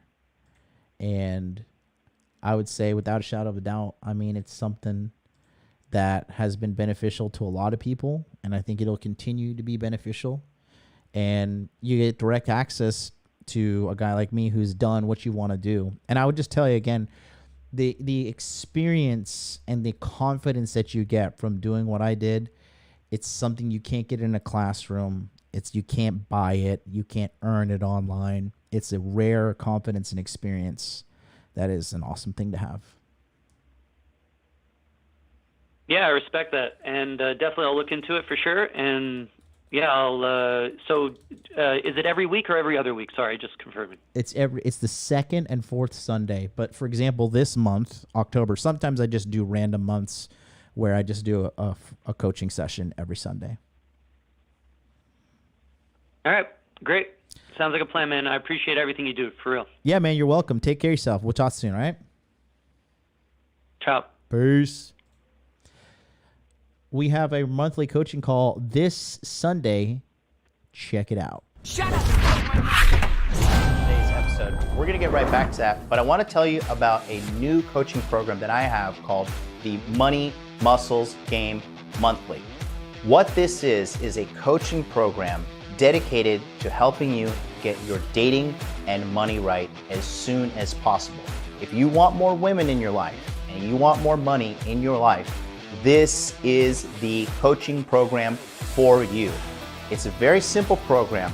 On the second and fourth Sunday of every month, we start a live group coaching session on Zoom at 9 p.m. Eastern Standard Time. This allows you to network with other men on the same journey of self-improvement as you. It provides access to millionaire mindset training from me and a group that will keep you accountable throughout the year. If you're having trouble with your dating life, girls are flaking, you're not getting matches on apps, you're not being able to keep girls around, I can help you with that. If you're not happy with your job, you're not happy with your career, you're not happy with the promotions you're getting or the direction of your skill set in general when it comes to money, I can help you. I have taken myself from poverty to the upper echelons of financial success. I can do the same thing for you. In addition to that, you get access to a Telegram chat, so you have direct access to all members, and you guys can kind of keep tabs on what's happening in regards to advancing yourself in dating and also advancing yourself in financial aspects of life. The Telegram chat is going to be highly moderated, so there's not going to be a lot of nonsense being put in there, spam, complaining, none of that. We don't have time for that, okay? Especially if you want to get to the top levels of success. We have no time for complainers, okay? So the chat is going to be highly moderated, okay? And then finally, I want to let you know that this is limited to only 100 people. After 100 people, the group will be closed and there's going to be no more room for access, okay? So this is only $150 a month, and you can sign up by going to modernlifedating.com/monthly. This sold out last year at 150 members, so we're actually reducing it because I just can't give myself away to people so much. I'm getting busier, but if you want this premium access to me, go to modernlifedating.com/monthly. Sign up today. You're gonna get an email sending you the Telegram link to join, and then the Zoom links will be sent out through Telegram so everybody is alerted in a timely manner. Thanks so much, and let's get back to today's video.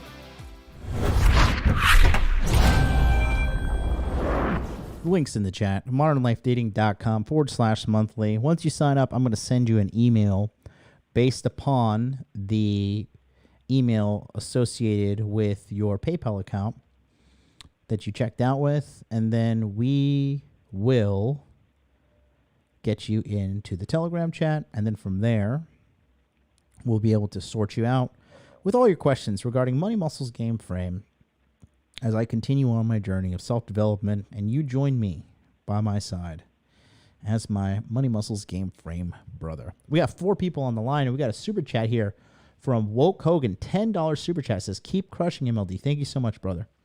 I haven't been able to watch live streams as much because I'm in grind mode, but had to pop in to pay a quick tribute Anyone in the chat who hasn't done men yet, join in January. Thanks so much. Yeah. That's what I'm just going to keep doing. I'm just going to keep on running the Masculine Empowerment Network. I'm going to keep on optimizing my YouTube. I'm going to keep on optimizing my reach strategy. And I'm going to keep on just becoming a better business person and better trainer, coach, whatever you want to call me, course maker. I'm just going to do my best, man. I'm just going to keep on keeping on every single day. And, that's all we can do, right? Is there much more that we can do? Not really, right? Can't do much more than that.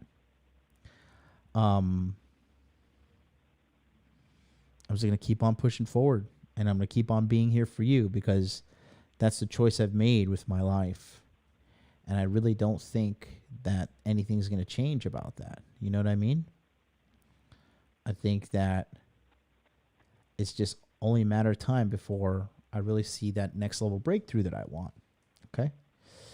Caller seemed like a good dude. He'll do okay. You can level up, caller. I can hear it. Yeah. Thanks so much, Salt Daddy. Salt Daddy, I'd love to talk to you. Can you call me? Can we just talk right now? I want to hear about you. You say you're rich and successful, so I want to talk to you. Call me. All right, let's go back to the phone line, shall we? Oh my God, phone lines are blowing up. Can I be honest with you guys? Can I be honest with you? I'm gonna talk about myself for a second. Not myself, but just us here on the show. Free Consultation Friday always starts off slow, right? We had about 25 viewers at the beginning. Now we're floating up to like 170. And then the calls start slowly coming in. And it always happens at the beginning of the Free Consultation Friday. I'm like, no one cares about me. This is it. I finally met my doom. And this is what plays on. I'm just like, here we go. This is the beginning of the end. My star has shined at the brightest point, and now I am at my max. I'm at my zenith, and now we're crashing down. I'm irrelevant. It's never gonna work out. I'm never gonna get to 1,000 live stream viewers. I just gotta give up. I'm no Rollo Tomasi. I'm no Fresh and Fit. I'm just a guy here in my bathrobe. I wish I was joking, but you got to keep on keeping on. You know what I mean? 915, you're on the air. What's up, man?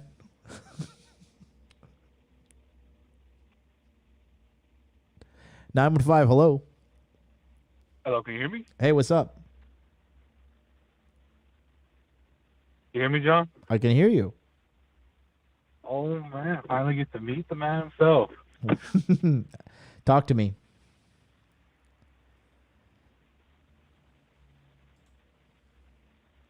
Well, I got a question, and it's mostly about inner game. As far as that, how do you build up inner confidence for, like, approaching multiple women in group settings? By approaching multiple women in group settings.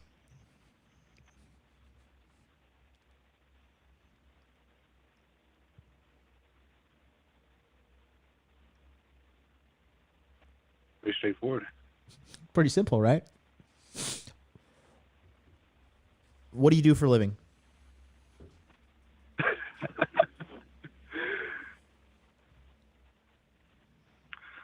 Me currently right now, I work in the oil field. Okay, so you're out there with a bunch of fucking knuckle draggers, and all you do is like talk like maybe 5 minutes a day, right?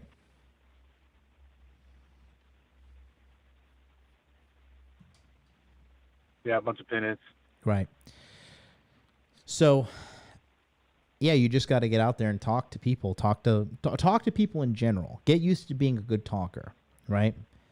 Being socially slick, and then you'll be able to make more friends and make more acquaintances, and eventually you'll be talking to all people. You know what I mean?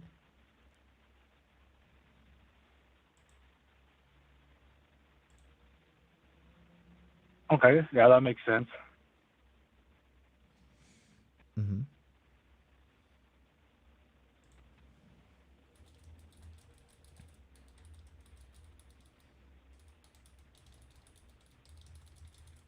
Well, that's pretty much it. That's all I had to ask. Nothing more than that. I was gonna say also shout out to you, John. I've been watching you for quite some time, man. Mm-hmm. Thanks, man. When was the last time you got laid?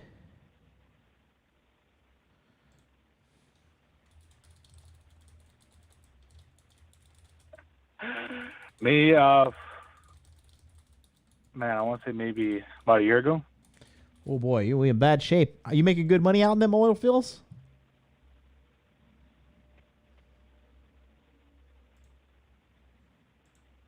Over 6 figures. Damn, bro. 24 years old, so it's all right. Mm-hmm. And you haven't had sex in over a year, and you're making six figures, G? So right now, though, it's a pretty good.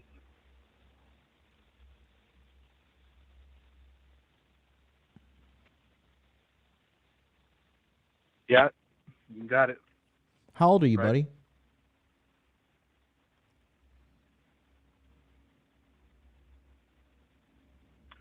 $24. And how many women have you slept with?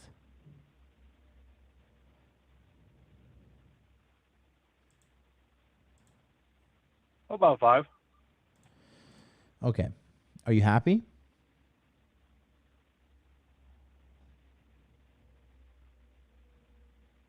Not really. Why are you not happy?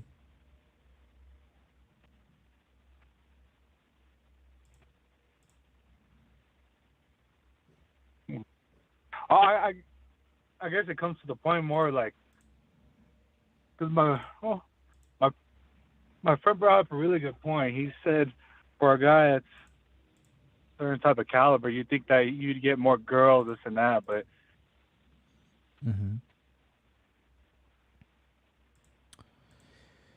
Mm-hmm. I listen. And it's I don't know. At first, I kind of brushed him off, and we took a couple.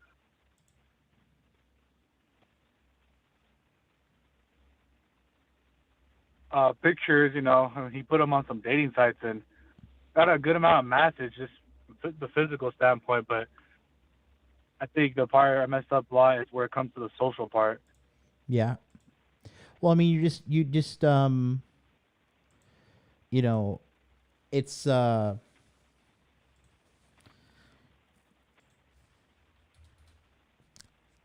this problem isn't going to solve itself without dedicated solution.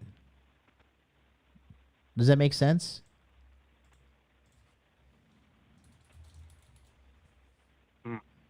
Does that make sense?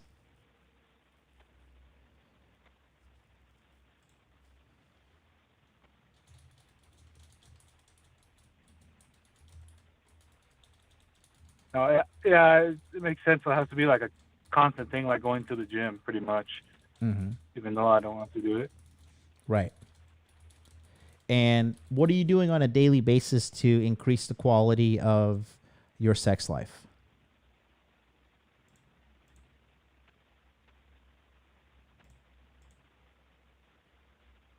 I've been on a couple of dating apps, talking to girls here and there. Mm-hmm. But that's not increasing the quality of your skill as a dater.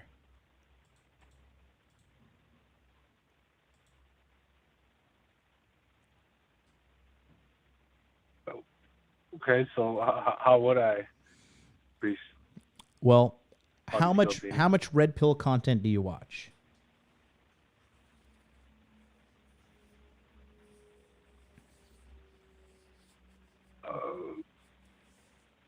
I would say quite a bit. I watch you and Fresh and Fit.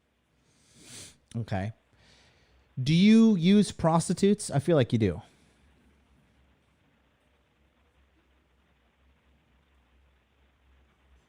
Gosh, no. No? Yeah, but paying for pussies is not.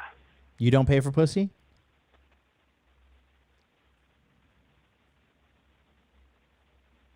No. So then how do you get the sexual frustration out of you? Are you watching porn and jerking off a lot? What's going on?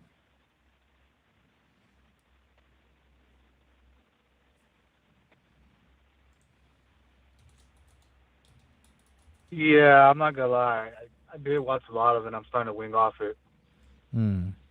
Beating your dick like it owes you money, huh?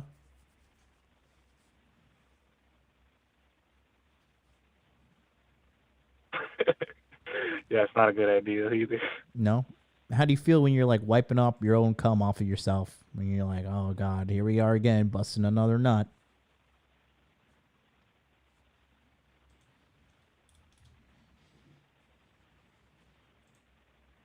Yeah, pretty. I'd say pretty bad, if anything. Like low self-esteem. Mm. And so how long are you going to tolerate this?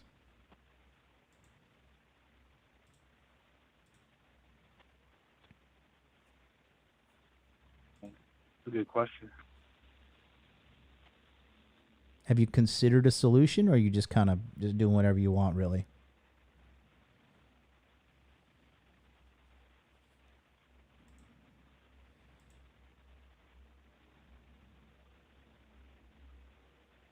Well, thinking about starting to go on more dates here and there and start taking girls more serious. Mm-hmm. Well, how is this problem going to solve itself, my friend?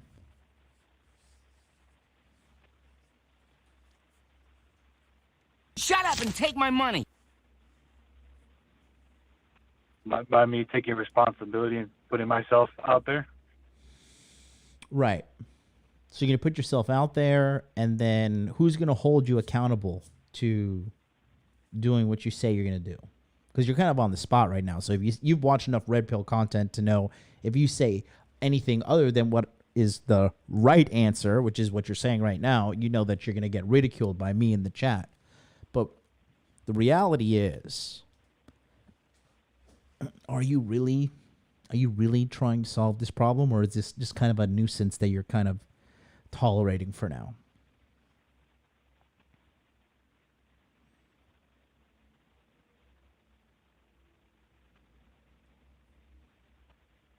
Yeah, no, you're right.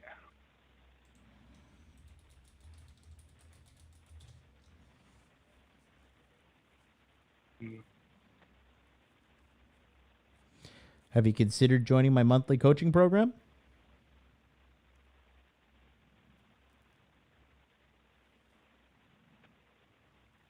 I've just heard about it on the live stream, but it'd be definitely something I could.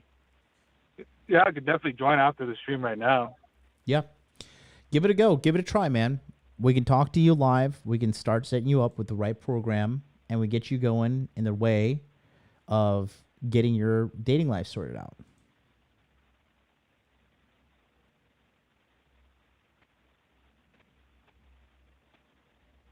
Because it's not going to change. Nothing changes if nothing changes, my friend. You're 24. You know, before you know it, you're going to be 40. And it's going to feel like a fucking, where'd all the time and money go? That's what you're going to be thinking. And the worst thing in the world is to grow old alone in this world, and to grow old alone and die alone. You don't want to do that. I've seen too many old men go down that path, and, you know, life just passes you by before you know it. I'm going to be 37 next fucking month, and in December 2nd, you know? And your life is going to be over before you know it, and you're just going to be laying there sad and on your deathbed, filled with nothing but sorrow and regret as you pass away into infinite blackness. You got to enjoy yourself now, my young friend. You really got to enjoy yourself now, because this is all we have. Like, verifiably, this is all that we know we have. And what's the point of life if you're just miserable and suffering the whole time? What is the point?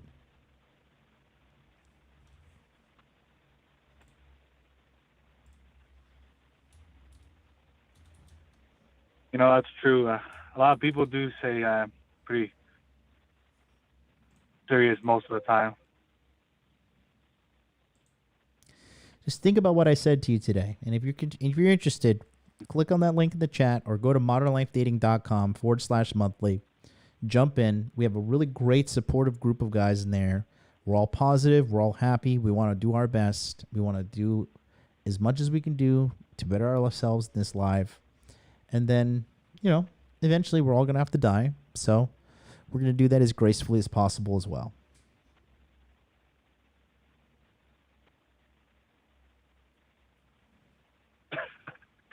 I'll definitely do. All right, buddy. We talk soon, For okay? sure, I'll definitely look in. Don't Jump go out there and die in those oil fields. Will do. All right, peace out.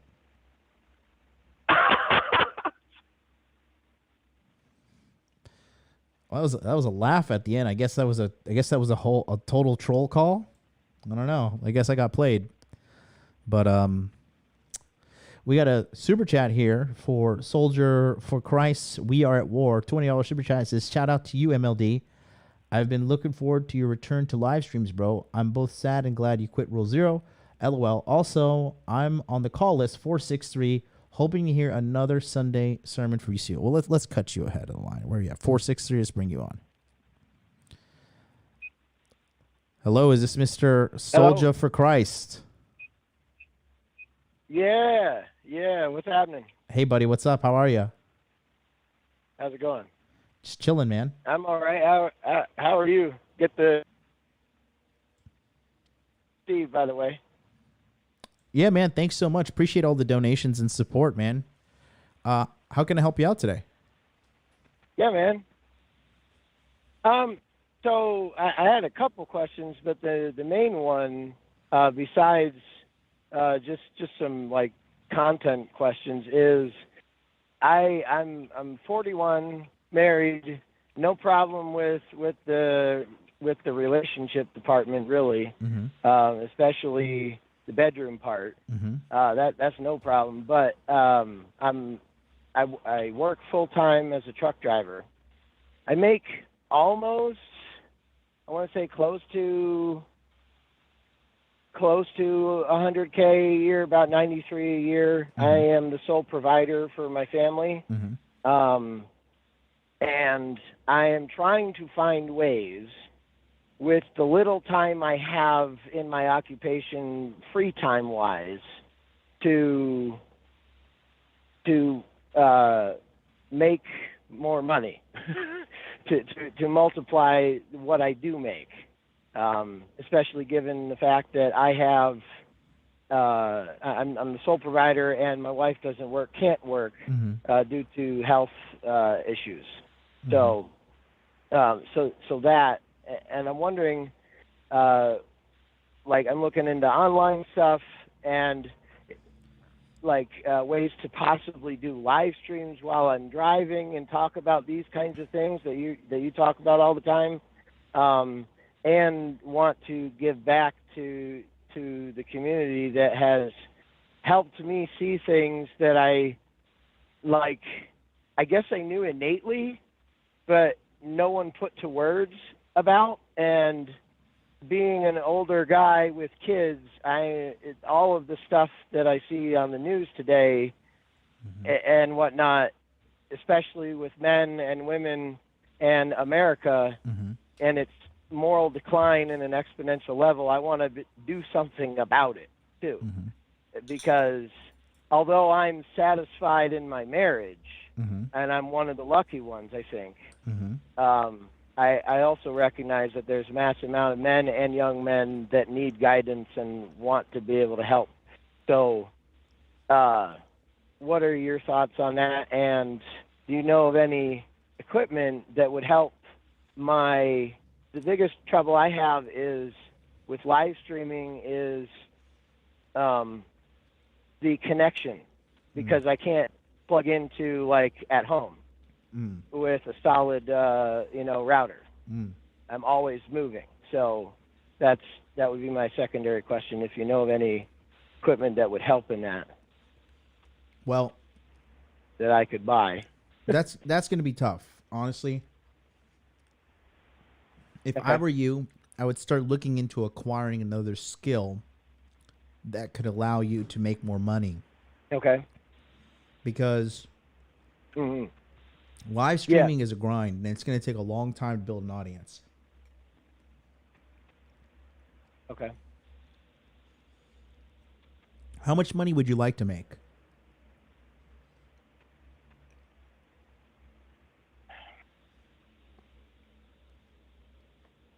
Basically, I want to be able to make enough money that money is no longer an issue. I need a number, though, brother. I need a number. So that I can be able to have Okay, so, I mean, $5 million a year, something like that, to where I can help people at the drop of a hat. You know, if people need help, I can help them. You know, etc. Freedom of movement is basically and to be able to set my family up for the future long term as well. So I don't know how to make $5 million a year because I don't make $5 million a year. Right.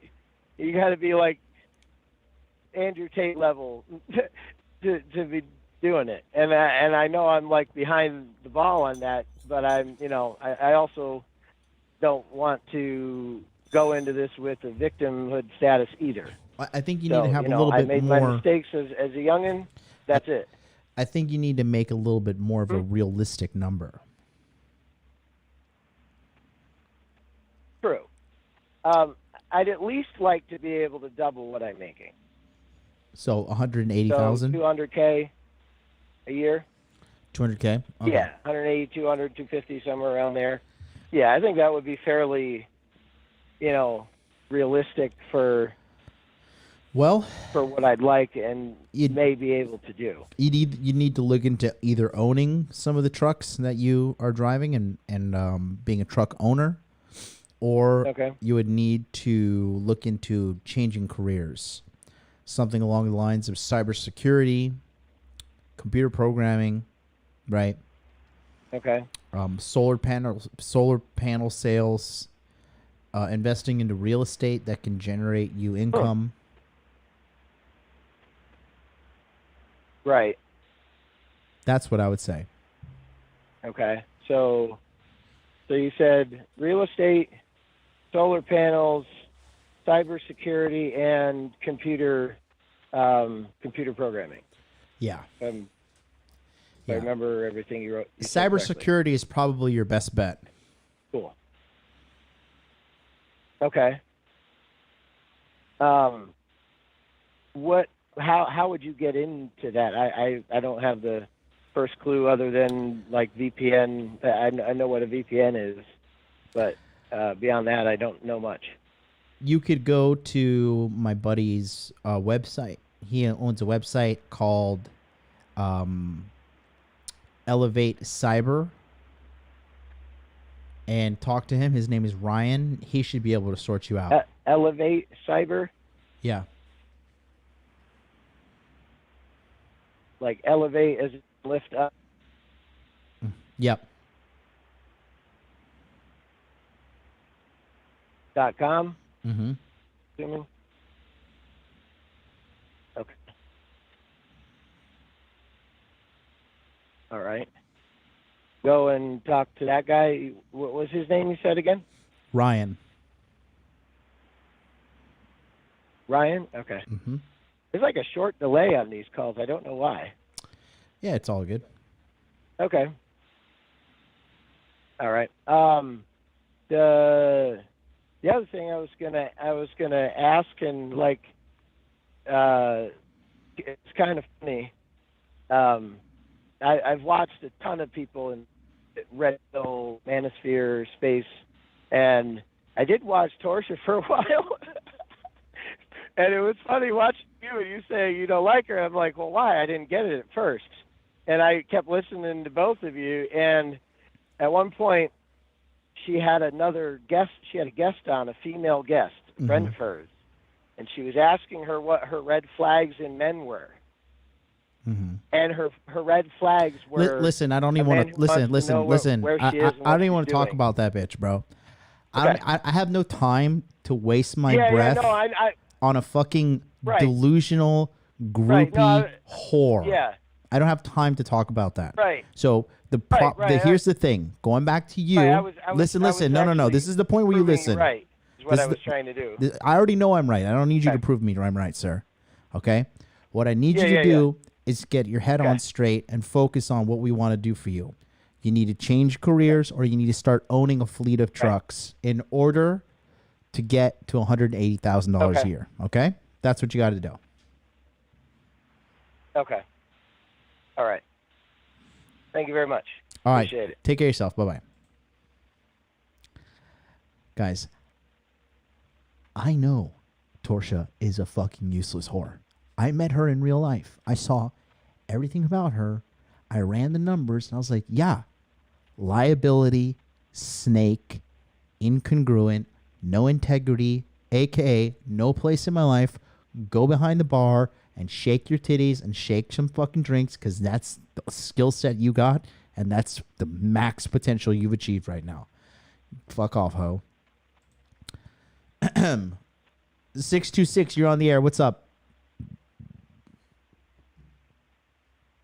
Hey, I actually had 3 questions. I kind of want to rapid fire because I know you got other people. So number one, is this call going to be posted like on YouTube? Is a link you could go back to? Yeah, it's already posted. We are live on YouTube. It's Interview with the Man, episode 579. No, but like I could go back after the call. Yeah. Okay. All right. My second question was, so I've been, you're kind of an interesting person that I can relate to in the struggle with like bad narcissistic abuse in parents in particular. Mm-hmm. And I've done so much work on myself in that area. Mm-hmm. And I'm more just curious, like your kind of like, I just want to hear more about your journey and what you went through with that and some of the resources you found helpful. I know Richard Grannon was a big resource for me. I don't know if you've met him. Mm-hmm. And then I'm blanking out on the last question. It'll come to me. Mm-hmm. Well, what I would say to you... Yeah, I don't know if you want to... Can you elaborate on the abuse or whatever happened? I mean, I just grew up in an environment where I always knew as a kid, and this is something like I really have done a stellar job, and I need to stop and give myself that credit way more. But when I was a kid, I always knew something was wrong, and as I got older, just things weren't congruent. Things were never congruent. And then things started to happen, and there was always just so much blame and guilt. And my mom she was the one that wore the pants, ordered my dad around. He was your typical nice guy, just angry at everyone, but then acted like nice and likable on the surface. Mm-hmm. And I got screwed over so many times, like as a kid, where my parents would take away things that I was very good at or try to sabotage those things. And it wasn't until I got screwed over enough where I was like, hold on, let me take a really clinical look at this. And because I always used to blame myself and kind of figured it out. But most people don't get to that point. And I've been able to recognize that you have, you likely had some of that go on with yourself. And I'm just more curious about your journey in that regard and some of the things you did that helped you. Yeah. What you need to do is you need to like be okay with living life on your terms, the way you want to live it, and not feeling shame. That's the biggest thing. Because right. Well, you probably you probably deal with shame and or guilt when you do what you want to do, correct or incorrect? Okay, not now. I used to have that problem a lot, but the problem that I have now is, so like my father, he has Parkinson's that has gotten really bad. Shut up and mom take my doesn't money. Talk to me at all. I'm 5 states over. I've moved away from them because I didn't want to deal with them anymore, and I've done a lot of the stuff that you advocate for, like, hey, you want to go do these things, go do these things. I wanted to go live overseas in the Middle East. I went and I did that against what they wanted to do. And so I started realizing, like, okay, the only way I'm going to get what I want is if I actually go and I jump and I do it. And like right now, like I'm in Texas. I was in communist California, and Texas is a bit better. And I went here because I wanted to do flight school, something I always wanted to do. And I took the leap and I did that. Mm-hmm. And now I'm dealing with other stuff with that, like just like a whole slew of things. Like they flew me in unsafe aircraft, and now I'm in like a lawsuit with them, which I tried to avoid. And I mean, that's a whole other story. But the problem that I'm dealing with now is my dad is Parkinson's. He's older. He still tries to call and be involved with my life. And I do a very good job of limiting time, but there's still that nagging deep down feeling of you never really had a parent. And my mom is not involved at all. You got to I just haven't let talked go. with her in You 5 years. Listen, you just got to let go, buddy. I used to have a big complex about not ever having a father. I used to think I was less than, that I wasn't good enough, that I was some sort of like a freak from society because I never had a father and I never met my father, right? And even as a grown man in my 20s and early 30s, I would find myself like looking for these father figures in my life. And I was aware of my behavior. I was aware of me looking like if you want to like really put a finger on it, like I had daddy issues, right? Like I wanted a daddy. But the thing is, you got to let go because you can't change it. When there's things in your life that upset you, you either change it, and if you can't change it, then you have to let go. Otherwise, you're going to suffer. That's it. Yeah. That's it, man. And I've accepted that on some level. I've accepted like he's not going to change. No, you know, stop and, hoping. Listen, stop. Everybody, let me tell you something. Let me tell you something that has reignited my belief in God. Everything recently in my life has been pointing to me saying, people do not change. Hope is not a strategy. If a person is not actively working on their self every single day, trying to change themselves, they're not going to change. In fact, they're going to become more like the person they are. So give up hope, give up change, give up all this stuff on these people, because this is a delusion in your mind. This is a problem with you, because people aren't going to change unless they're actively working on themselves, trying to become a better person. They're not going to change, and that's it. Right. So let go of that. So I do remember my other question, FYI. So, okay, like I see like you and you know, all these other guys, they're on YouTube and stuff. What would your advice be to someone who they want to have an impact in some way and they have knowledge to offer? I mean, I'm working on 90 seconds about trust, which is an area I'm very like knowledgeable about, using trust to protect yourself, your assets, and making it simple so that you don't have to have a law degree to understand this. The thing is, I am big on privacy. And yes, like I know, like everybody says, like, oh, there's no privacy. You know, Tate talks about that a lot. I still do believe that you can limit the information you put out. So is there a way to like 60 seconds be personal but not have your face plastered everywhere? And this brings up another issue, which is all right. One thing at a time. One thing at a time. Okay. Yeah. If you want to help people and you don't want to put your face out there, you either start a podcast or you start a blog and you keep it anonymous. Okay.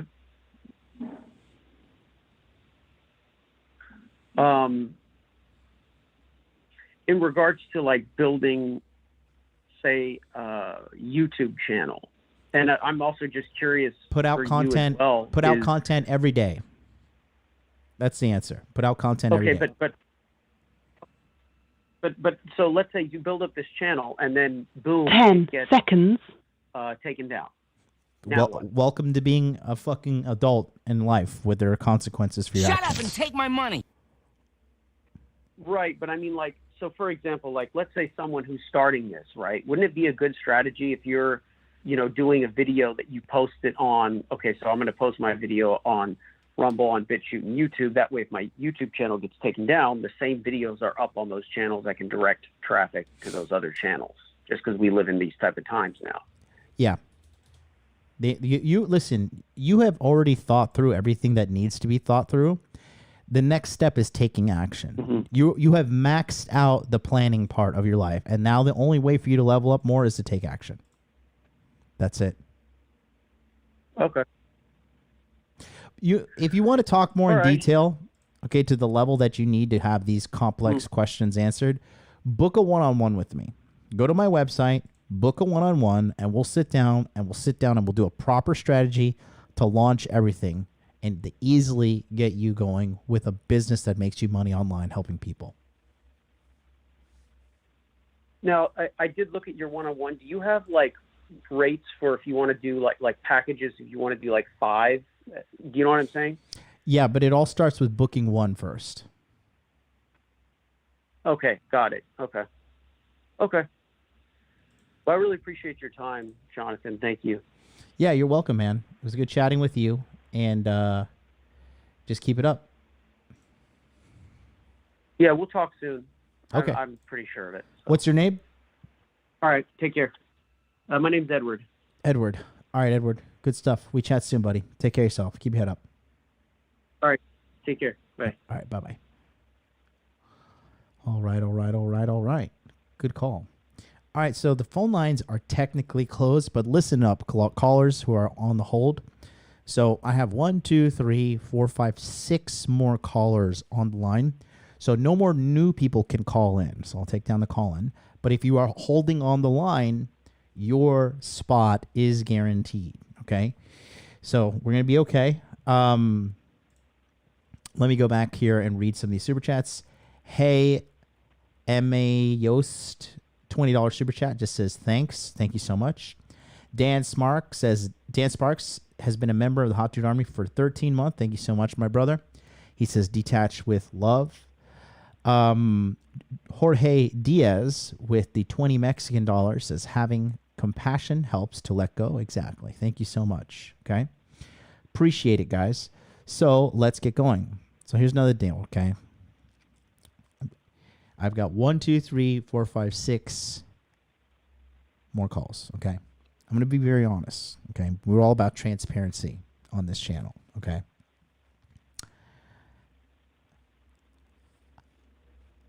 I want to buy Gotham Knights. No spoiler alerts. Okay. Is it good or not?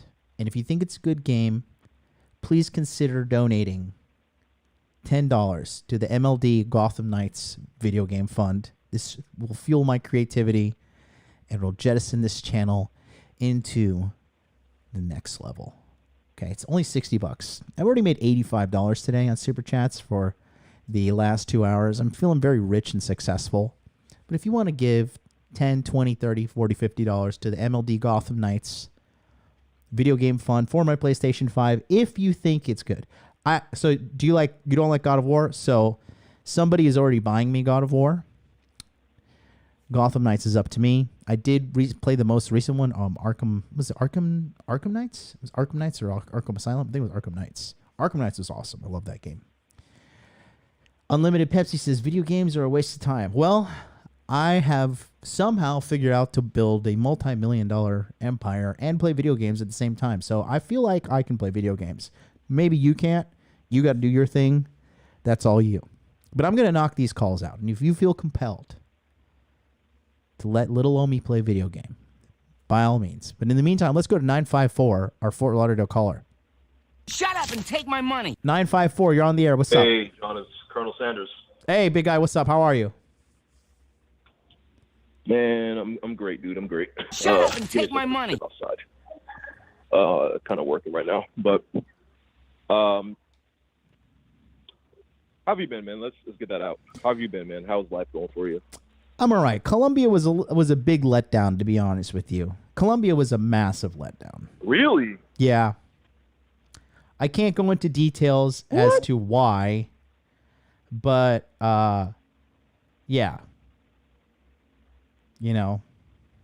That's insane. I thought Columbia was supposed to be like the mecca of feminine women. Yeah. Yeah. He was just disappointed. I'm sorry, dude. I'll make it quick because I know everybody else is on the line. So I've decided to step away from one of my businesses, one of my business ideas, to pursue more web development and blockchain development, along with app development. My problem is that my tastes are very eclectic. So I'm like a dog that sees a new squirrel every 10 minutes, right? It's like, oh, I want to chase this, I want to chase that. You got to X, stop Y, Z. that. You got to stop that. You got to stop that. You got to stop that. Yeah, I noticed that. You have to. Yeah, it's very tough for me to stop it, but I've made the decision recently to just only focus on these 2 or 3 things. Yeah. I already have clients, right? I already have past clients. I've helped build websites for multi-million-dollar businesses. Yeah. Right. But I don't get the sales funnel that I'd like. Right. Right now, I'm stuck at word of mouth, and I want to actually make this into something. Right.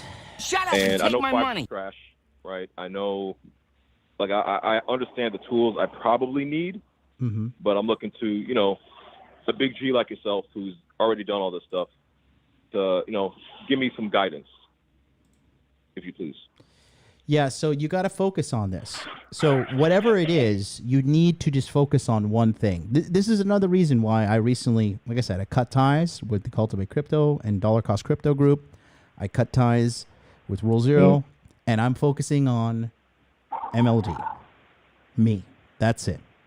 I talked to multiple mentors. I talked about everything. I don't know if I should say this, but it's really funny. Shut up and take my money. But Stay with your chest, man. Okay, so my one of my mentors, right? he's a real funny guy. Shut up and take my money. He's made a lot of money in his life, like 9 figures. And one time, I introduced him to Charlie and Mac, and this Shut up and take my money. This is what he said. This is not what I said. Okay, my mentor, I introduced him to Charlie and Mac, right? Mac the dating gamer and Charlie, and I introduced him to him, and he's like, "Can I ask you something?" It's like, "Why are you hanging out with these 2 fucking losers for?" No. And I was just like, I don't know. I'm not trying to sling any mud at anybody, but it kind of, he was instrumental in my recent decision. And, he would just telling me straight up, like, you just got to choose one thing and focus on it and put all of your effort into it. And actually, I have a clip that I was actually meaning to play talking about this exact situation right now for you. Really? Yeah, I was meaning to talk about this actually, and I just watched it today. It's from Khabib Nurmagomedov, right? And so the thing is, the shiny object syndrome, you got to give that up. And you just got to focus on the one thing that you want to make money with, and every single day stay focused on this, okay? Because you have a tendency to be kind of distracted, right? Like I'm not going to try to go, this is not a dig at you, I'm just keeping it 1,000, right? But you kind of you kind of bought into the propaganda a little bit and took a jab, you know what I mean? Yeah. And you just got to be focused, man. You have to be focused on one thing and one thing only. And that's it. Yeah. Yeah, 'cause I'm trying to become a millionaire, within the next couple of years. Yeah. Right? And I'm stuck at, well, not stuck, I'm at a job that I kind of like, right? I like the people. But I know that working for a company is not going to get me to where I want to be. You know what I mean? It's not. So I'm trying to, beat the rat race, get out of the 9 to 5 thing, right? I'm already 32. Yeah. Right. Good. Like, Good. I You're doing way have to better. get my life together. You're doing. There's a really good book called You're doing way better than I was doing at 32. Pick your thing, double down, triple down, quadruple down on it, and never give up. Thank you, man. And another thing, this is a little not really off topic, right? Because I am a blockchain developer. Do you have any blockchain projects that you would like done? No, but I have something that you potentially could review the data for. I'm working on something pretty big. We could probably talk on a one-on-one or something behind the scenes. Yeah. But I'll pop in that group. yeah, somebody just signed up, and we're gonna pop him in as well. But that's what I would say to you, man. Just stay focused, okay? Yeah. Thank you, man. All right, buddy. I think that's it for me, though. It's really the crux of the matter. Thank you very much, man. You're welcome. Yeah, and you're a great guy, man. And I'm not trying to make fun of you for the whole jab situation, but I'm just being very objective. You just got to stay focused and bet on you. That's it. Mm-hmm. Yeah, you're right. But I only got one shot, man, so it's out of my system already. All right, buddy. Only got one shot. Thanks so much. You take Talk to care you of later. yourself. Peace out. Yeah. Later. You too. Bye. I got to say, really, thank you so much to everybody. I was kind of like low-key joking about fucking the video game fund, but I really appreciate it. Shout out to Billy Huang, $10 super chat. That game looks like it was made in 2010. I think you're better off playing or replaying Arkham Knight, Arkham City. Send Tacos, $5 donation. Nothing to say. Thank you so much. Wraith said, "Could the Gotham Knight funding? LOL." $10 super chat. Thanks, Wraith. You didn't need to do that. Austin Grifton, $4.99 to your Gotham Knight fund. And then Lord Venom, $9.99. So glad to see you branching out on your own. Can't wait to see the effect you're going to have on solo. Keep your head up and never lose faith in your message and what you bring to everyone. Much love. Thank you so much. Isaiah Playa, a $4.99 super chat. Just signed up for monthly coaching. Going to get my dating life fixed. I got you. I'm going to send you the link when we're done. Ryan C, $10 super chat. Not a gamer. I don't know the game, but I want to see your channel skyrocket. So by all means, I am 513 on the phone. Thank you for doing these for free. You are underpaid, MLD. Thank you so much. That's like, I think that's like $55 of the $60 I needed for the game. So thank you so much. If anybody else wants to donate, by all means, knock yourself out. I only get 30% of the donations, or 70%, excuse me. YouTube takes 30%. So if you want to cover the difference and send a donation, by all means, I appreciate it. I never asked for money like this in my whole history. But I figured, you know what? I decided to go solo today. I'm working very hard. Fuck it. I'll ask for myself once.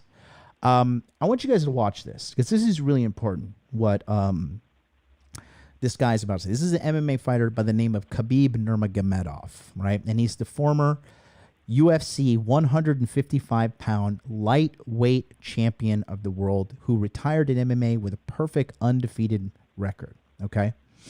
And what he says is... Shut up and take my money. What he says was very, very, very, very true, okay? And it's very simple, but it's very, very true. And it's universal across the board. Let me address this super chat real quick. J123456789 K1 $6.99 Canadian. Appreciate you, MLD. How do you handle betrayal and naivete of close friends or significant others and build better judgment? Betrayal sucks. It sucks. I have been betrayed numerous amount of times because I just overly trust people and I have too much of a big good heart, right? And I'm learning that my good heart is a protected class. It's a protected asset that I need to hide and keep away from people, okay? Shut up and take my money. You learn because you get burned, and that's just part of the game of life, man. Not everybody has your best intentions at the forefront of their mind. They have theirs.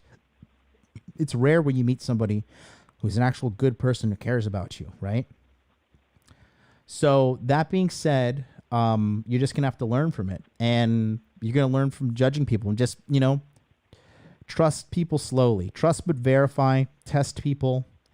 And when you find out the results of your test, when you find out the reality of people, believe that reality. If somebody shows you that they're selfish, believe that they're selfish. If somebody shows you that they're an alcoholic, believe they're an alcoholic. If somebody shows you that they're lazy and they can't show up on time for certain events consistently, understand they're lazy. They can't show up on time for things consistently. They can't show up on time. They're irresponsible. How you do one thing is how you do all things. If they're lazy and late for one thing, they're probably lazy and late for other things. If they're lazy in their analysis of certain something, then they're lazy in their analysis of certain other thing. Okay? Put it together and believe the data when you have it. Soldier for Christ, we are at war. $20 super chat. Thank you again for the advice and your time, especially. My apologies for even bringing her up. The more I listen to various male and female red pill creators, the more I see they all have ingrained feminism, even the best ones. Yeah, exactly. The ingrained feminism comes from all women in the Western world. You know, and I tell this to Allie all the time, and this is not a dig at her. Allie's my homie. I love her. She's like a little sister to me. I treat her with the utmost respect. I have communicate with her husband. I've met her husband, hung out with him.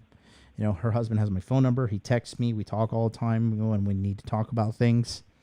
And, you know, we're in good position. We're in a good situation. And so, but even her, I told her, I'm like, you don't understand how, like, Americanized you are. Because remember, feminism was born in America. That's day one, right? But anyway, let's go to this clip here. I want to show you guys this real quick. And pay attention to what is being said here. Just listen up. This is really good. This is deep, and this is good for all men paying attention who actually want to do something big with their lives. There's a really good book called The Tipping Point, and it talks about why is it some people become well-known or they become successful versus other people. And what the book said is ultimately it comes down to practice. And the magic number was something like 5,000 hours, believe it or not, of doing the same thing. And from your point of view, when you talk about training, etc., is it just... There's no sound on the video? People say there's no sound on the video. Is that true?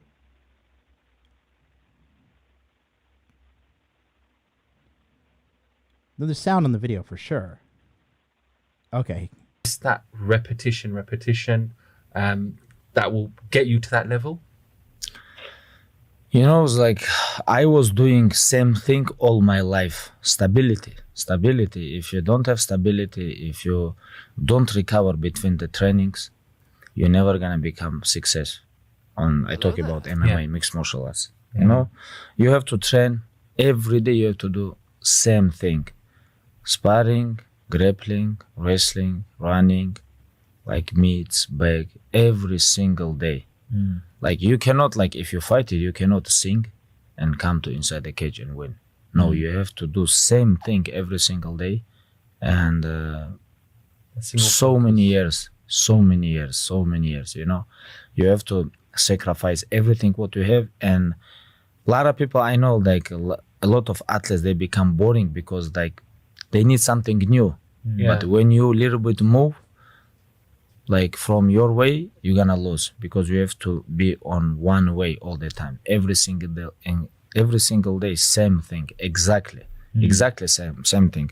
Like guys ask me like, oh, how you become like good grappler, good top control, wrestling, conditioning.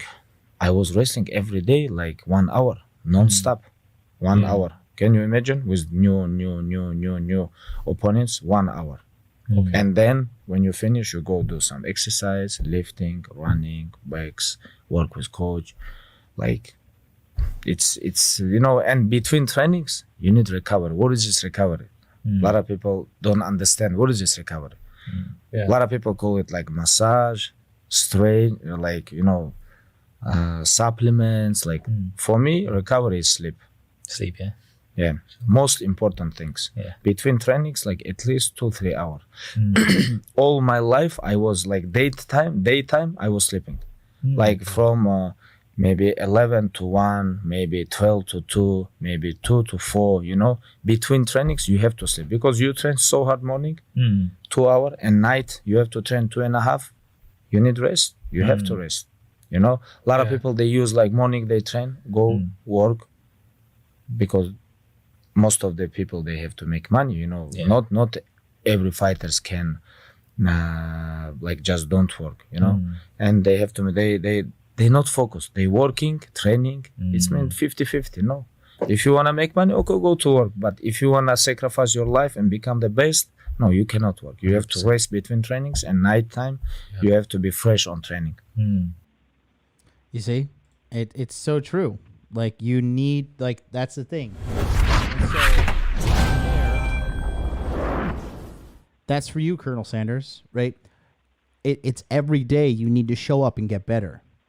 And if you read the book, Atomic Habits, right? It says you need to fall in love with the monotony. Okay, you need to fall in love with the boring. And this is also talked about in the book, The Molecule of More, because the people who are constantly need this change, they need some stimulation, they need to keep it fresh or whatever, these are people who are addicted to dopamine. And the thing is, when you veer off your course even a little, it's hard for you to build a solid foundation. You know what I mean? It's hard for you to be consistent and grow and grow and grow and grow if you're constantly changing it up. Like, I need to change it up. I need to keep it fresh. I need to do this. No, it's retarded. It's fucking retarded. You know, you don't believe me? Look at bodybuilding, right? Bodybuilders are some of the fucking most disciplined people on the planet. Why? Because they eat the same dried up fucking chicken every day with like one dash of salt on it for their flavoring and sit there and starve and suffer. But they look amazing. What they do to manipulate the human body is seriously one of the most impressive feats on the planet. Okay? You got to give up that fucking shiny new object syndrome. It all ties together. Read the books. Read the following books. 1, The Compound Effect by Dan Hardy. Okay? Excuse me, Darren Hardy. I think, wait. Compound Effect is by Darren Hardy. Let me just double check. Compound Effect is what changed my life, man. That is the book that changed my back. By Darren Hardy, Compound Effect. Number 2, you need to read Atomic Habits. And then number 3, read The Molecule of More, which is going to show you why you're such a fucking dopamine crackhead. Like, it's why you snack. It's why you have this, like, anxiety, this anxious, like, junky feeling to check your phone and scroll for fucking Tinder matches or notifications on Twitter or something, because your social media has manipulated your brain into thinking you're accomplishing something by scrolling social media and looking for shit and talking and engaging in this psychotic game that ruins your brain, literally. The Molecule of More is the 3rd book, okay? He already read that super chat. And then Brezhin has been a member for 6 months. Feminism can only be defeated with fire, logic, and force. True. Very, very true. Okay? But that's what I'm saying. You see what Khabib was saying? Like, and this is true. If you guys this is going to be a message specifically for MMA fans, right? So when I used to work out and train with Max Holloway, right, when I lived in Hawaii. And Max Holloway is one of the greatest UFC featherweights of all time. And Max would literally, from morning till night, train every single day. He even grappled with people like me, and I'm just like a low-level fucking bum compared to this guy, right, in regards to objective skill levels. He would grapple with anybody because he was just getting the reps in. Once he became champion, then he started, live streaming video games and started caring about video games and started doing other shit and started doing promotions and focusing on his social media. Then what happens? He started to lose. Why? Because you got to be in the fucking echo chamber of excellence, focusing every single day on one thing and one thing only. And it's not sexy. It's not cool. It's not fun, but it is what is necessary to get you to the next level. Money, muscles, game, frame. You want to get good with girls? Talk to girls every single fucking day. Literally talk to girls every day. Go on at least 1 to 4 dates every week, and you're going to become a master. You can become a master, right? Another person, for example, right? Another 145er. I'll never forget this. His name is Dennis Bermudez, right?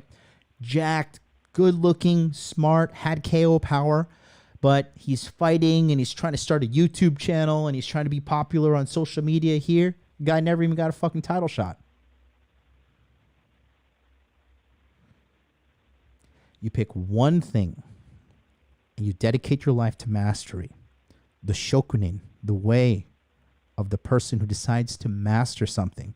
In Jito Dreams of Sushi, he talks about it, the shokunin, the person who says every single day, I'm going to wake up and I'm going to focus on mastering my craft. What is my craft I'm mastering now? The development of the masculine male to the top performance given. to the average man. Okay? I'm trying to bring out the best of everybody's individual talent. Money, muscles, game, frame. Please tell me something better to focus on than these core four implements. These four core cornerstones of masculinity. Please tell me something better than this. Money, muscles, game, frame. Please.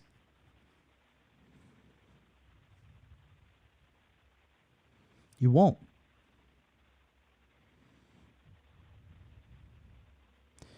Saul Daddy says, I would add freedom as number 5. Frame is freedom. Because if you're in your own frame, you're free. Because you're the boss. You're setting your own rules. Money, muscles, game, frame. Okay. Let's go to the caller. I think 513 said he was on the line. 513, did you say you sent me a donation? Yes, sir. Hey, Ryan C., what's up, buddy? How are you? Good, John. It's great to talk to you. Thank you so much. How can I help you? I was wanting to know when you found out that you were lied to, when you were much younger and you figured that out, what was step number 1 for you? Lied to about what? I think it was like when you took the red pill, when you were red pilled. Mm-hmm.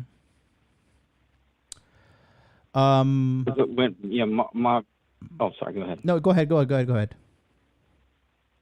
Okay. Yeah, when I figured out that I had built my principles and morals and just my cornerstone was just based on lies, I was at a pretty low point and pretty close to self-deletion. Okay. And that's when I found you and been watching for about 2 years. And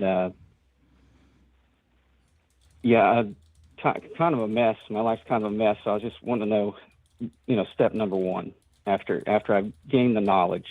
What's step number 1? What did you do? You just got to accept the reality. You got to accept the rules of truth and then build your plan for life around it. Right. Yeah, my original plan when I was 18, I joined the Marine Corps, and that was all I ever wanted to do. Mm-hmm. And broke my leg and got medically separated from the Marine Corps, Mm-hmm. and lost my dream pretty early in life. And I've just been spiraling for years and years. And like you said, you told the young guys listening, you'll be 40 before you know it. So everything you say is the truth. Take my money. And I appreciate everything you do. Yeah, man. You just got to accept the world for what it is, man. Yeah. You got to accept life Absolutely. for what it is. How old are you again? You said you're 30?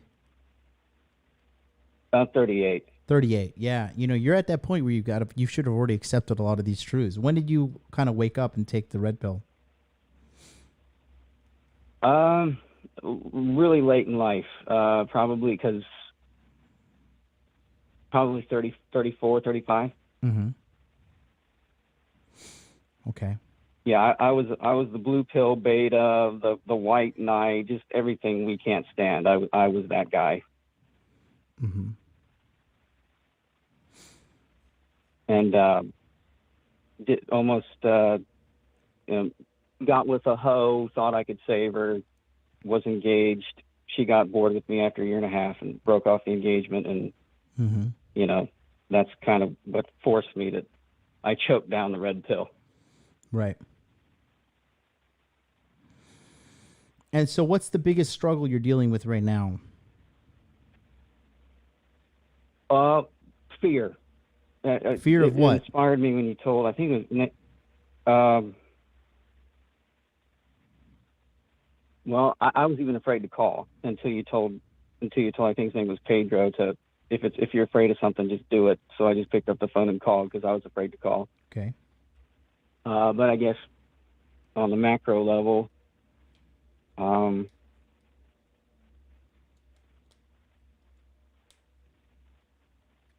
probably everything. Afraid of everything. How long have you stepped into like this red pill men's self-help kind of circle? 2 years, a little over 2 years. Have you ever reached out for any one-on-one coaching? Have you ever joined any communities? I have not. I'm a total brokey. Oh, no. Listen. First of all, don't call yourself a brokey. Okay. What do you do for a living? Okay. I tried to start up a business, auto detailing, and then that's not been going so well. So now I'm helping out at a pet grooming. So I'm doing both. Okay. So you don't have any hard skill in your life? No, I was a grunt in the Marine Corps, and no skills. Right. So the best thing you could do for yourself, especially at the age of 38, is, guys, for all you men out there listening as well, worst comes to worst, the least you can do for yourself is not be fat and fucking have enough money to take care of yourself. Get a skill, man. You need a hard skill. You need an employment skill. Okay, you need something that you can trade time to get a considerably large amount of money to give you the freedom to explore your life and explore what you want to do with yourself. And being a pet groomer at the age of 38 is not good, mate. Yeah, I'm way behind. How much money do you make a month? $2,500. Okay.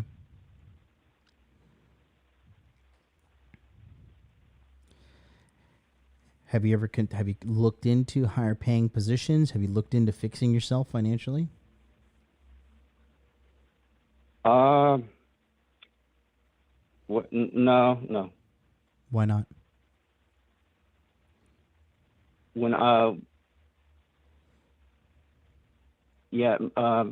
Money's never been really a thing that was important to me. So I thought, hey, just be a good guy, work hard, who cares if I make 30K or whatever. I was totally focusing on all the wrong things. Well, I would say this, right? Consider getting into some kind of trade or something like that. Wraith is in the chat. He says for him to you can message him on Facebook or Telegram. He's a former soldier and he can help you get employed. But Ryan, you really got to get your shit together now, man. You can't. That's childish of you to say money's not important to me. Because as a man, there's a reason I have money. I have money first in the core 4. Make money, because men are just like society expects us as men to financially perform. Absolutely. So I've learned that from you. Wraith put his username in the chat. Download Telegram, put that username in, and send him a message, okay? And if you need more help, join my monthly coaching. I'll put the link in the chat as well.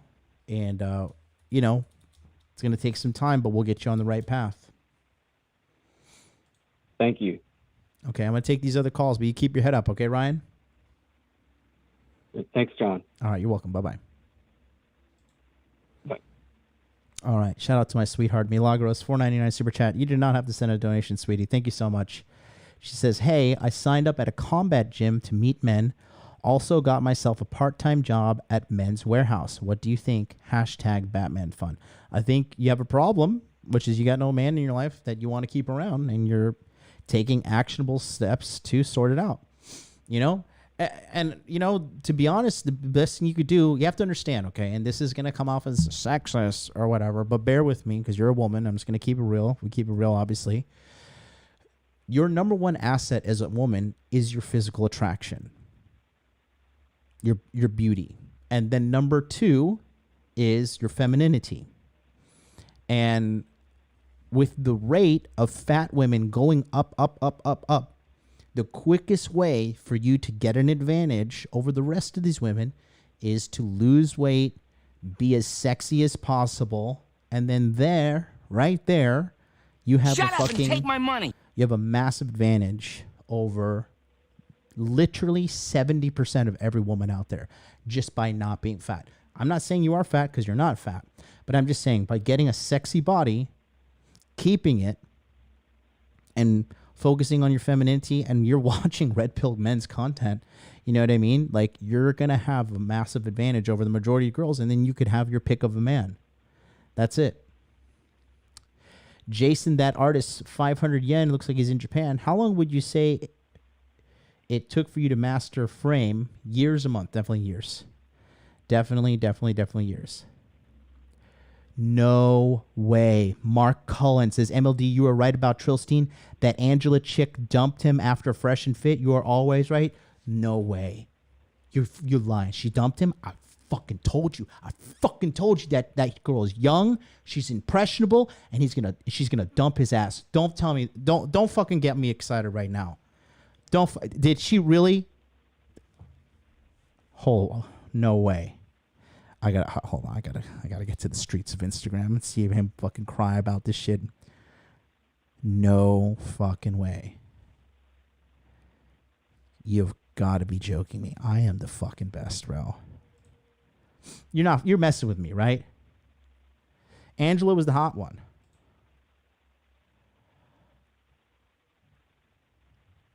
Hotter and younger. Duh.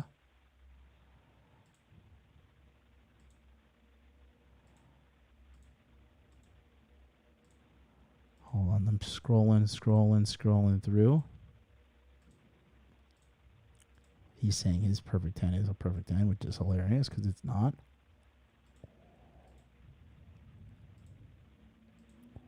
Hold on, I'm scrolling through his stories. He has like a million of these.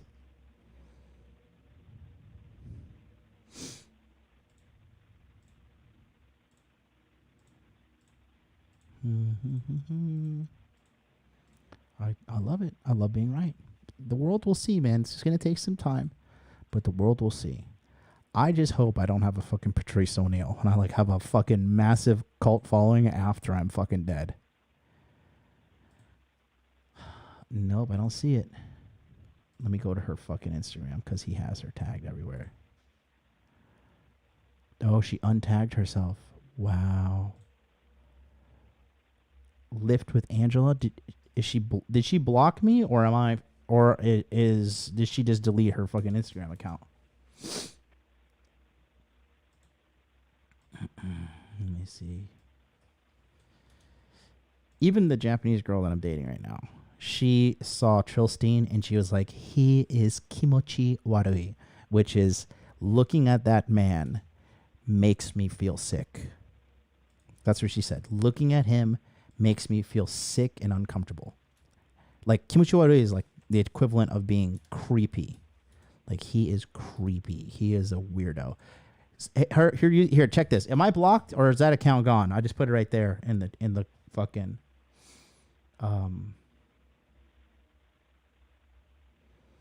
I think Trill was funding her whole business, so she might have deleted it. Check that link right there. Trillstein got blocked by Angela. Deleted? It's gone?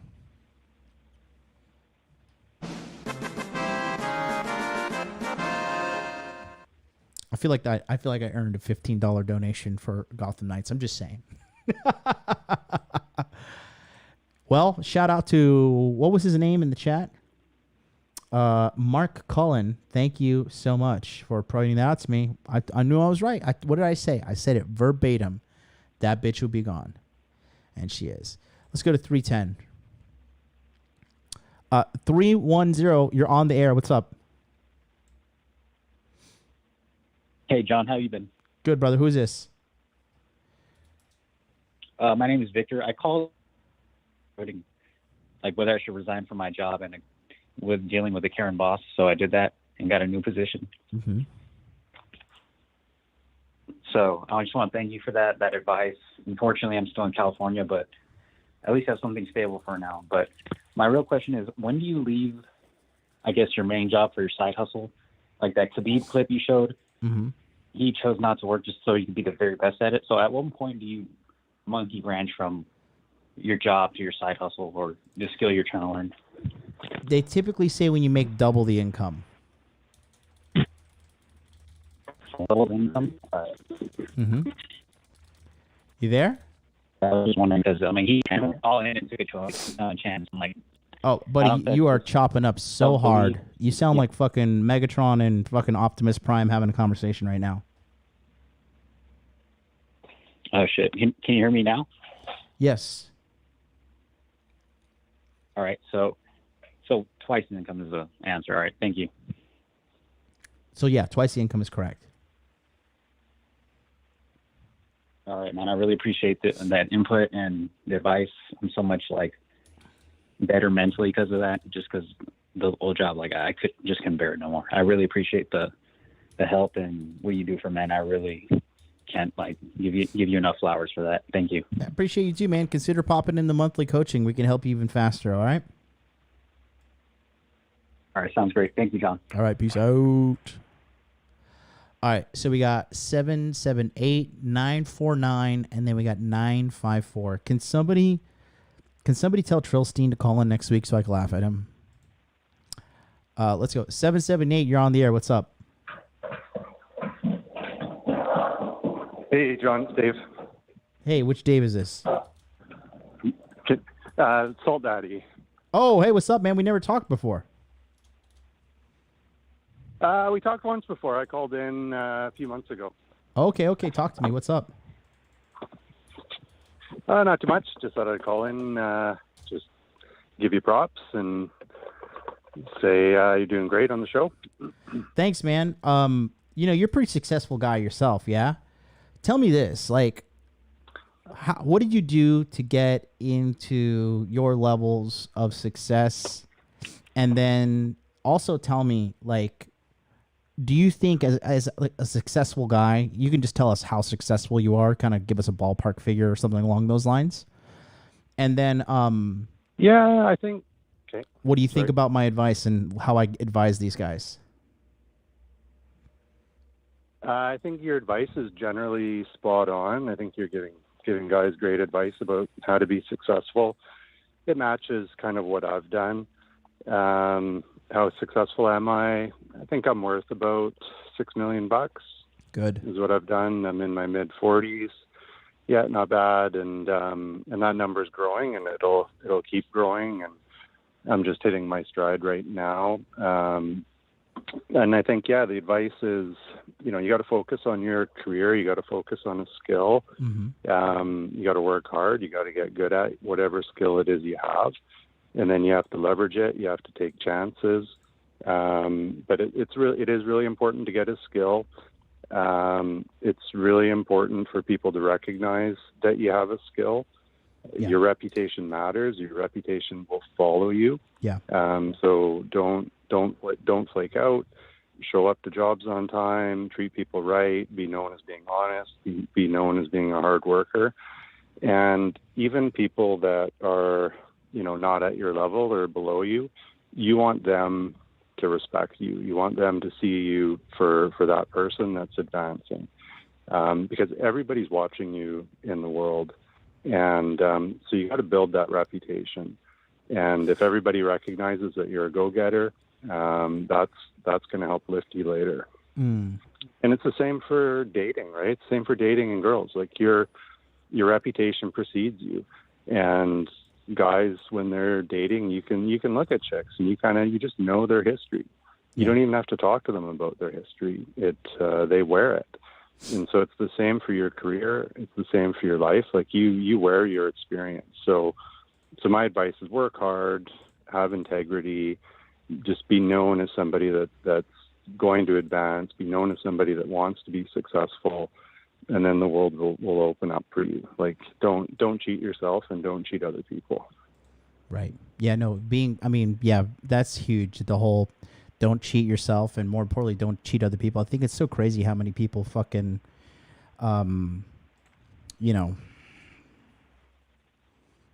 just think they can go through life being a dirtbag and everything's going to be okay. It blows Shut my up mind. And take my money. It blows my fucking mind, man. It really does.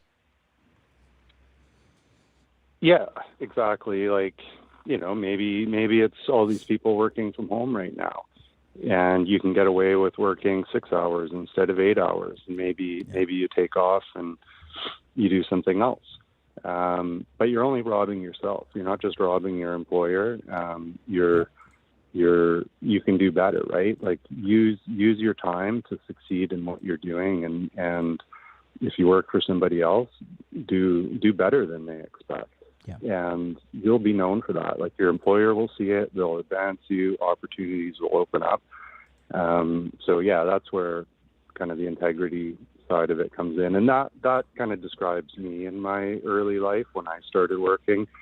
I'm an engineer, and I was just really, really hyper-focused on being successful at work. And everybody knew it. Everybody around me knew it. And people get jealous, for sure. So there was always animosity from peers, the crabs in the bucket kind of thing. Mm-hmm.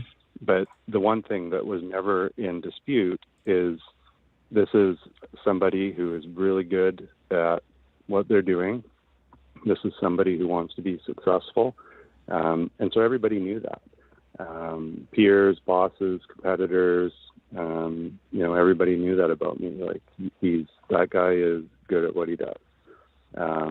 And that was an intentioned effort. And I think that applies for anything you do, right? It could be web development, you could be a carpenter, you could work in the military, whatever it is. Like your reputation matters.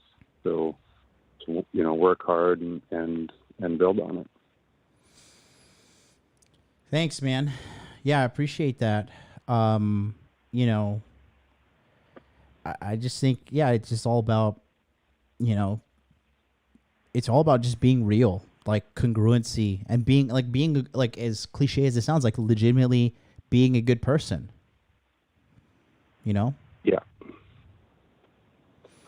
And then I think like to advance yourself, you first need the skill. Like a few callers have called in, they want to do their own thing. I think the first thing is you need to have a skill, and you need to be good at the skill. Yeah. And once you have that, now you're in a position to pursue your own freedom and your own frame and to do your own thing. And you need to level up at some point. And I had a comment with the prior caller asking when do I level up? And so I would disagree with you on when you can make twice the amount of money. I would actually say the amount of money is a third to half. And where I'm coming from with that is so I work for a lot of entrepreneurs and a lot of rich people. So a lot of my clients are multi-millionaires, they're billionaires. And I ask this question of a lot of successful people. What would it take for you to stop being an entrepreneur and to stop having your freedom and work for somebody else? Your day-to-day would be the same. You show up at the same time, you go home at the same time, the work you do is identical, but having the freedom to do your own thing, what is that value, intrinsic value to you? And what would it take for somebody to pay you? How much more money would you have to make? Most people that I ask that question of will say 3 times to 4 times. And it's true for lower incomes too. So that's kind of your equal happiness, and it's true for me too. If I make $1 million this year, you'd have to pay me a few $1 million to work for somebody else. And that's been true all along as my income has gone up. So I would say to the caller, if you think you can make half, I would say do it. Yeah. Because chances are you're going to make more than half. Mm-hmm. If you're dedicated and you work hard, you're probably going to end up making more. Most people do when they make that effort, but you're probably going to be happy with half. So that also requires a change in your lifestyle. So that's another pitfall that a lot of people have when they want to level up. They tie themselves down. So maybe you have a car loan, you need to buy the latest car, you just have a lot of overhead in your life. And the more things that tie you down, mortgages, cars, whatever, the harder it's going to be for you to level up and do your own thing. So sometimes you kind of need to go maybe a little bit monk mode, keep your spending down, so that when you want to level up, you have the room to do it.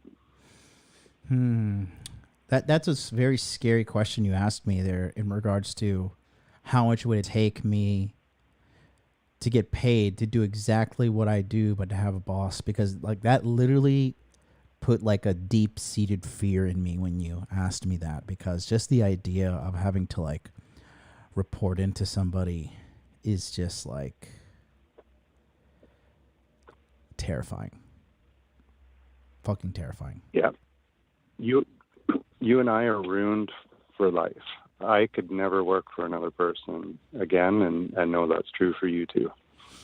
Yeah, man. Creepy as fuck, man.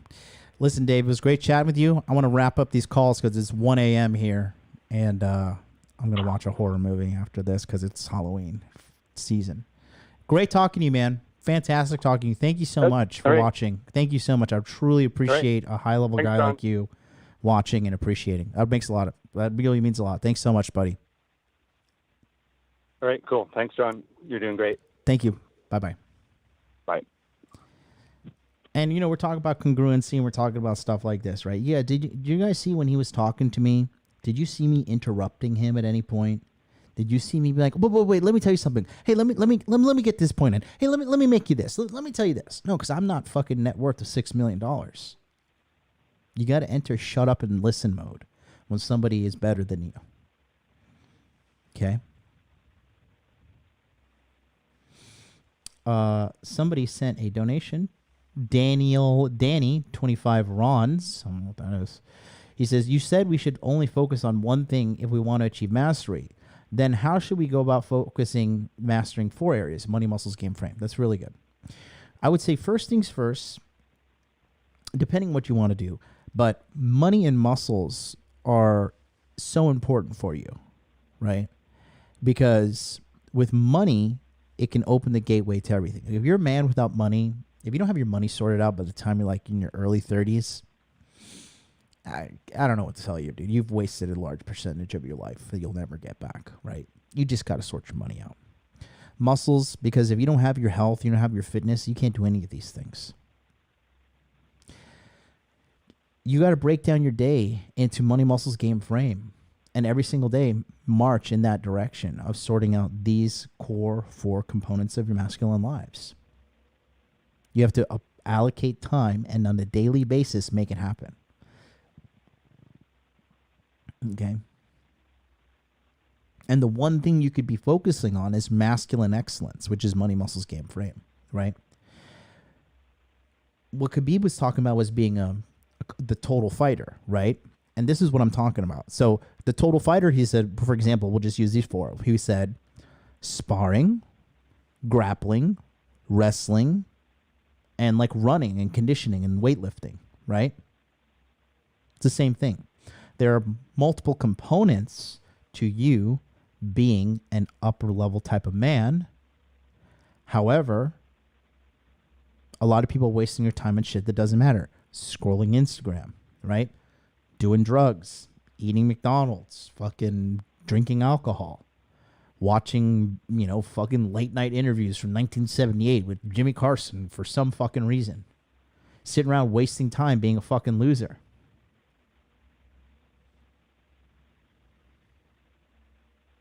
You got to focus on the core 4 and make it happen every day.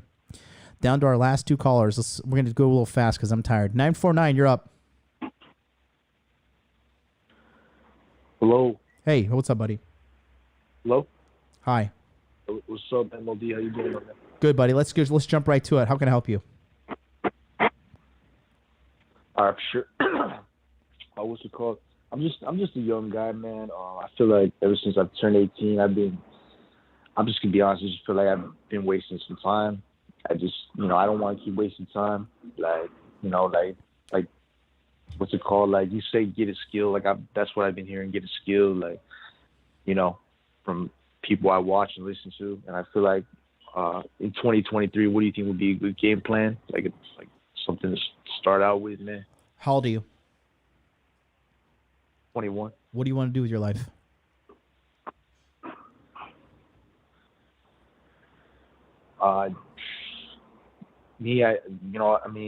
You don't know. Well, I've been watching this type The of answer is you don't content. know because you didn't just tell me. I asked you a question. You don't know. So you need to figure out what you want to do with your life. Yeah, I don't know. You need to figure out what you want to do in regards Yeah, I know. to money. Listen to me. Listen. You need to figure out what you want to do in terms of money. You need to figure out what you want to do in terms of muscles, game, and frame. Okay. What's can I ask you a question though? Yeah.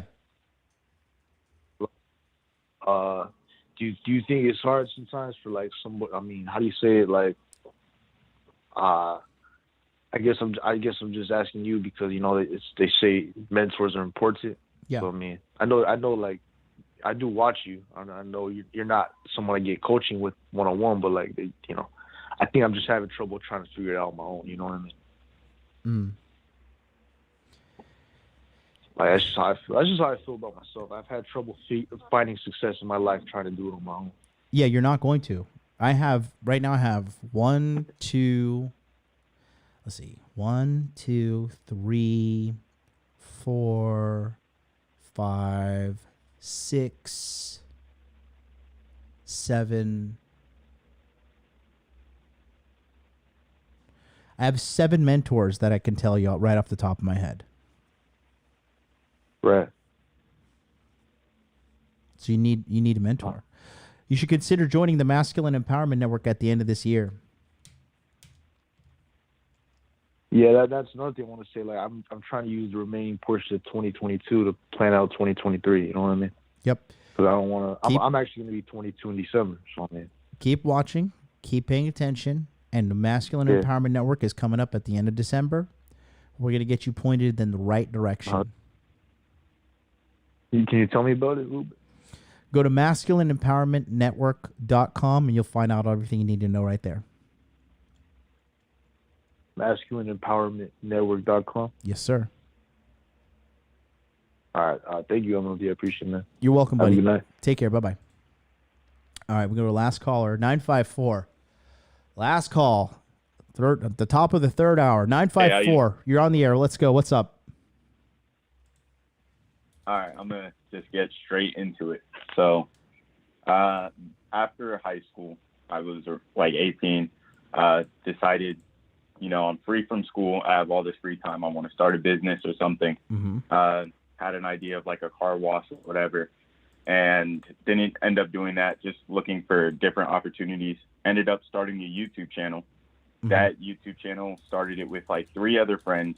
It went to like 400, 500, 600,000 subscribers, where it's at now, making funny, goofy videos where kids, you know.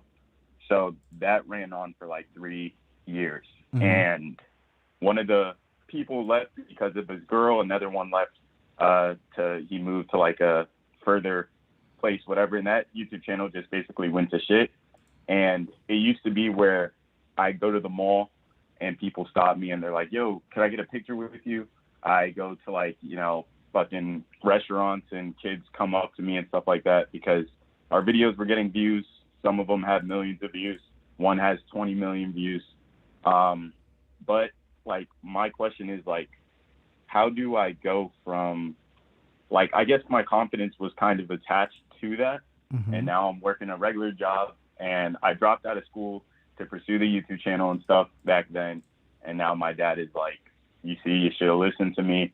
And I'm home, and it's like that story of Icarus who like fell from the sun. It's like, do I just like buckle now that I'm at this older age of like 25? Do I like buckle down and like get serious and get a skill like they're saying, when I know that there's so much more to life when I'm living for myself and I'm doing my own thing? You know what I'm saying?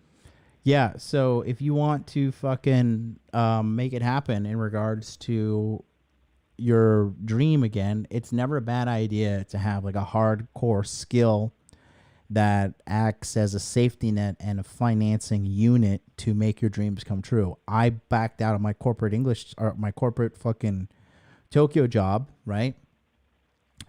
And from there, I had to fucking go ahead and teach English. And English was English teaching was paying me about $20 to $35, $40 an hour, right? In order for me to fund my YouTube. Yeah. And then it eventually got to the point where I could be solid and just do the YouTube alone. You know what I mean? So it's not a bad thing at all. So it's sort of just like sticking it out. Like, yeah, now that I'm older, I do have to work this job, right? I need my own money, but like just having it as a side and just playing the long game. Yeah, for sure. You got to play the long game. Life is a long game. And then sort of, was it wrong of me to like sort of have that confidence attached to what I was doing? No, nothing wrong at all with that. You shouldn't feel shame in that. You achieved something. Dude, there are people on YouTube who have been doing, like, for example, like Aaron Clary has been doing YouTube since God knows how long. And he doesn't have a single video with 1 million views on it. You know, he's been doing it for the longest time. So what you accomplished is very hard, and a lot of people are not able to do what you were able to do. Okay. You know, so that's All right. a really good thing there. So like one, yeah. So one of the things that like I always tell myself is like, dang, how do I get like my old self back? Like I want to get that old like oomph about me, like that that drive back. And like, do you think that mindset is like okay to have? All I would say is this, right? Do not rely on motivation. Do not rely on feelings.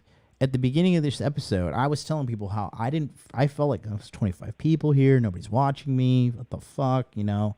Why do I even do this? Nobody cares about me, right? I mean, if I were to base my business and my work ethic upon my feelings, I mean, I wouldn't be where I want to be.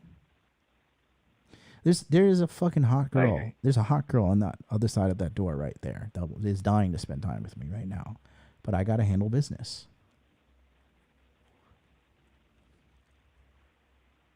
I hear that. Okay. All right. It's just patience and just, yeah, I hear you. Yeah. And just staying on the path, brother. Didn't you watch that clip when with Khabib Nurmagomedov was talking about you got to do the same thing over and over and over? And one of the questions I had is like, what if he lost 10 fights in a row? Like, would he feel like the same guy? And that's sort of like where I'm feeling like, where it's like, you know, like, who do you become when you're not winning? Like when you've lost, you know? Yeah. When you feel like you've lost. And I feel like I've lost, you know? I mean, you have to understand, if you're a guy that's giving, like, you know, pushing forward, that, you know, losing is only temporary. And same thing with fucking winning. But if you keep on trending towards the direction of hard work, dedication, and fucking, you know, refining your craft, it's your win is inevitable.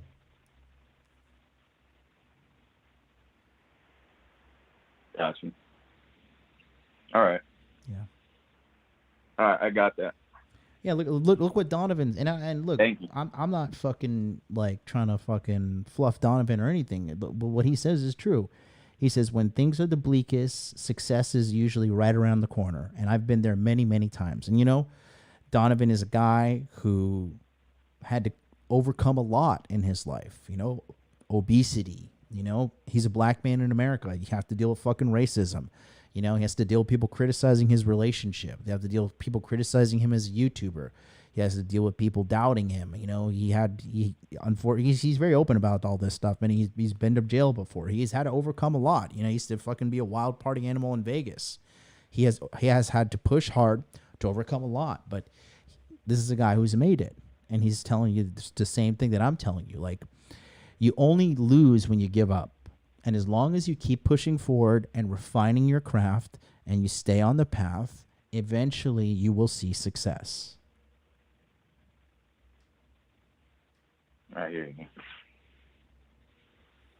Keep your head Yeah. up. You're just too Right. you're too caught up Yeah. in your feelings right now, and you haven't tasted enough consistent to success Shut up and to take my money. kind of motivate you to understand that success is around the corner. Okay. All right, I got you. Thank you. All right, buddy. Have a good day down there in Fort Lauderdale. All right, you too. All right, peace Bye-bye. out. Jason, that artist, 200 Japanese yen, says losing is only temporary, so is winning. Great. Good stuff, man. Thank you so much for that donation. Wow, what a long episode. And here we are. We're at the end of it. So let's say goodbye to the British lady. Thank you for using Blog Talk Radio. Goodbye. There we go. Okay, so that's that. Hey, it's been a great 3 hours. Guys, thank you so much for the donations, for me asking for a video game. I literally have never asked you guys to donate something for me to buy something for myself ever in the history of the MLD brand. But I figured, you know what? It's been a little bit of a rough week for me. I needed to cut some ties and need to just move on, and I feel like I earned it. Quite frankly, I think I feel like I earned it. Salt Daddy coming in late with the Canadian $10 super chat. Thanks, John. Shooting me the $10. Thank you, thank you, thank you, thank you so much. We will be back on Monday. We'll be back on Monday. Yeah, that's it. I love you all. Make money. Shut up and take my money. Make money, make muscles, learn game, hold frame. Peace out.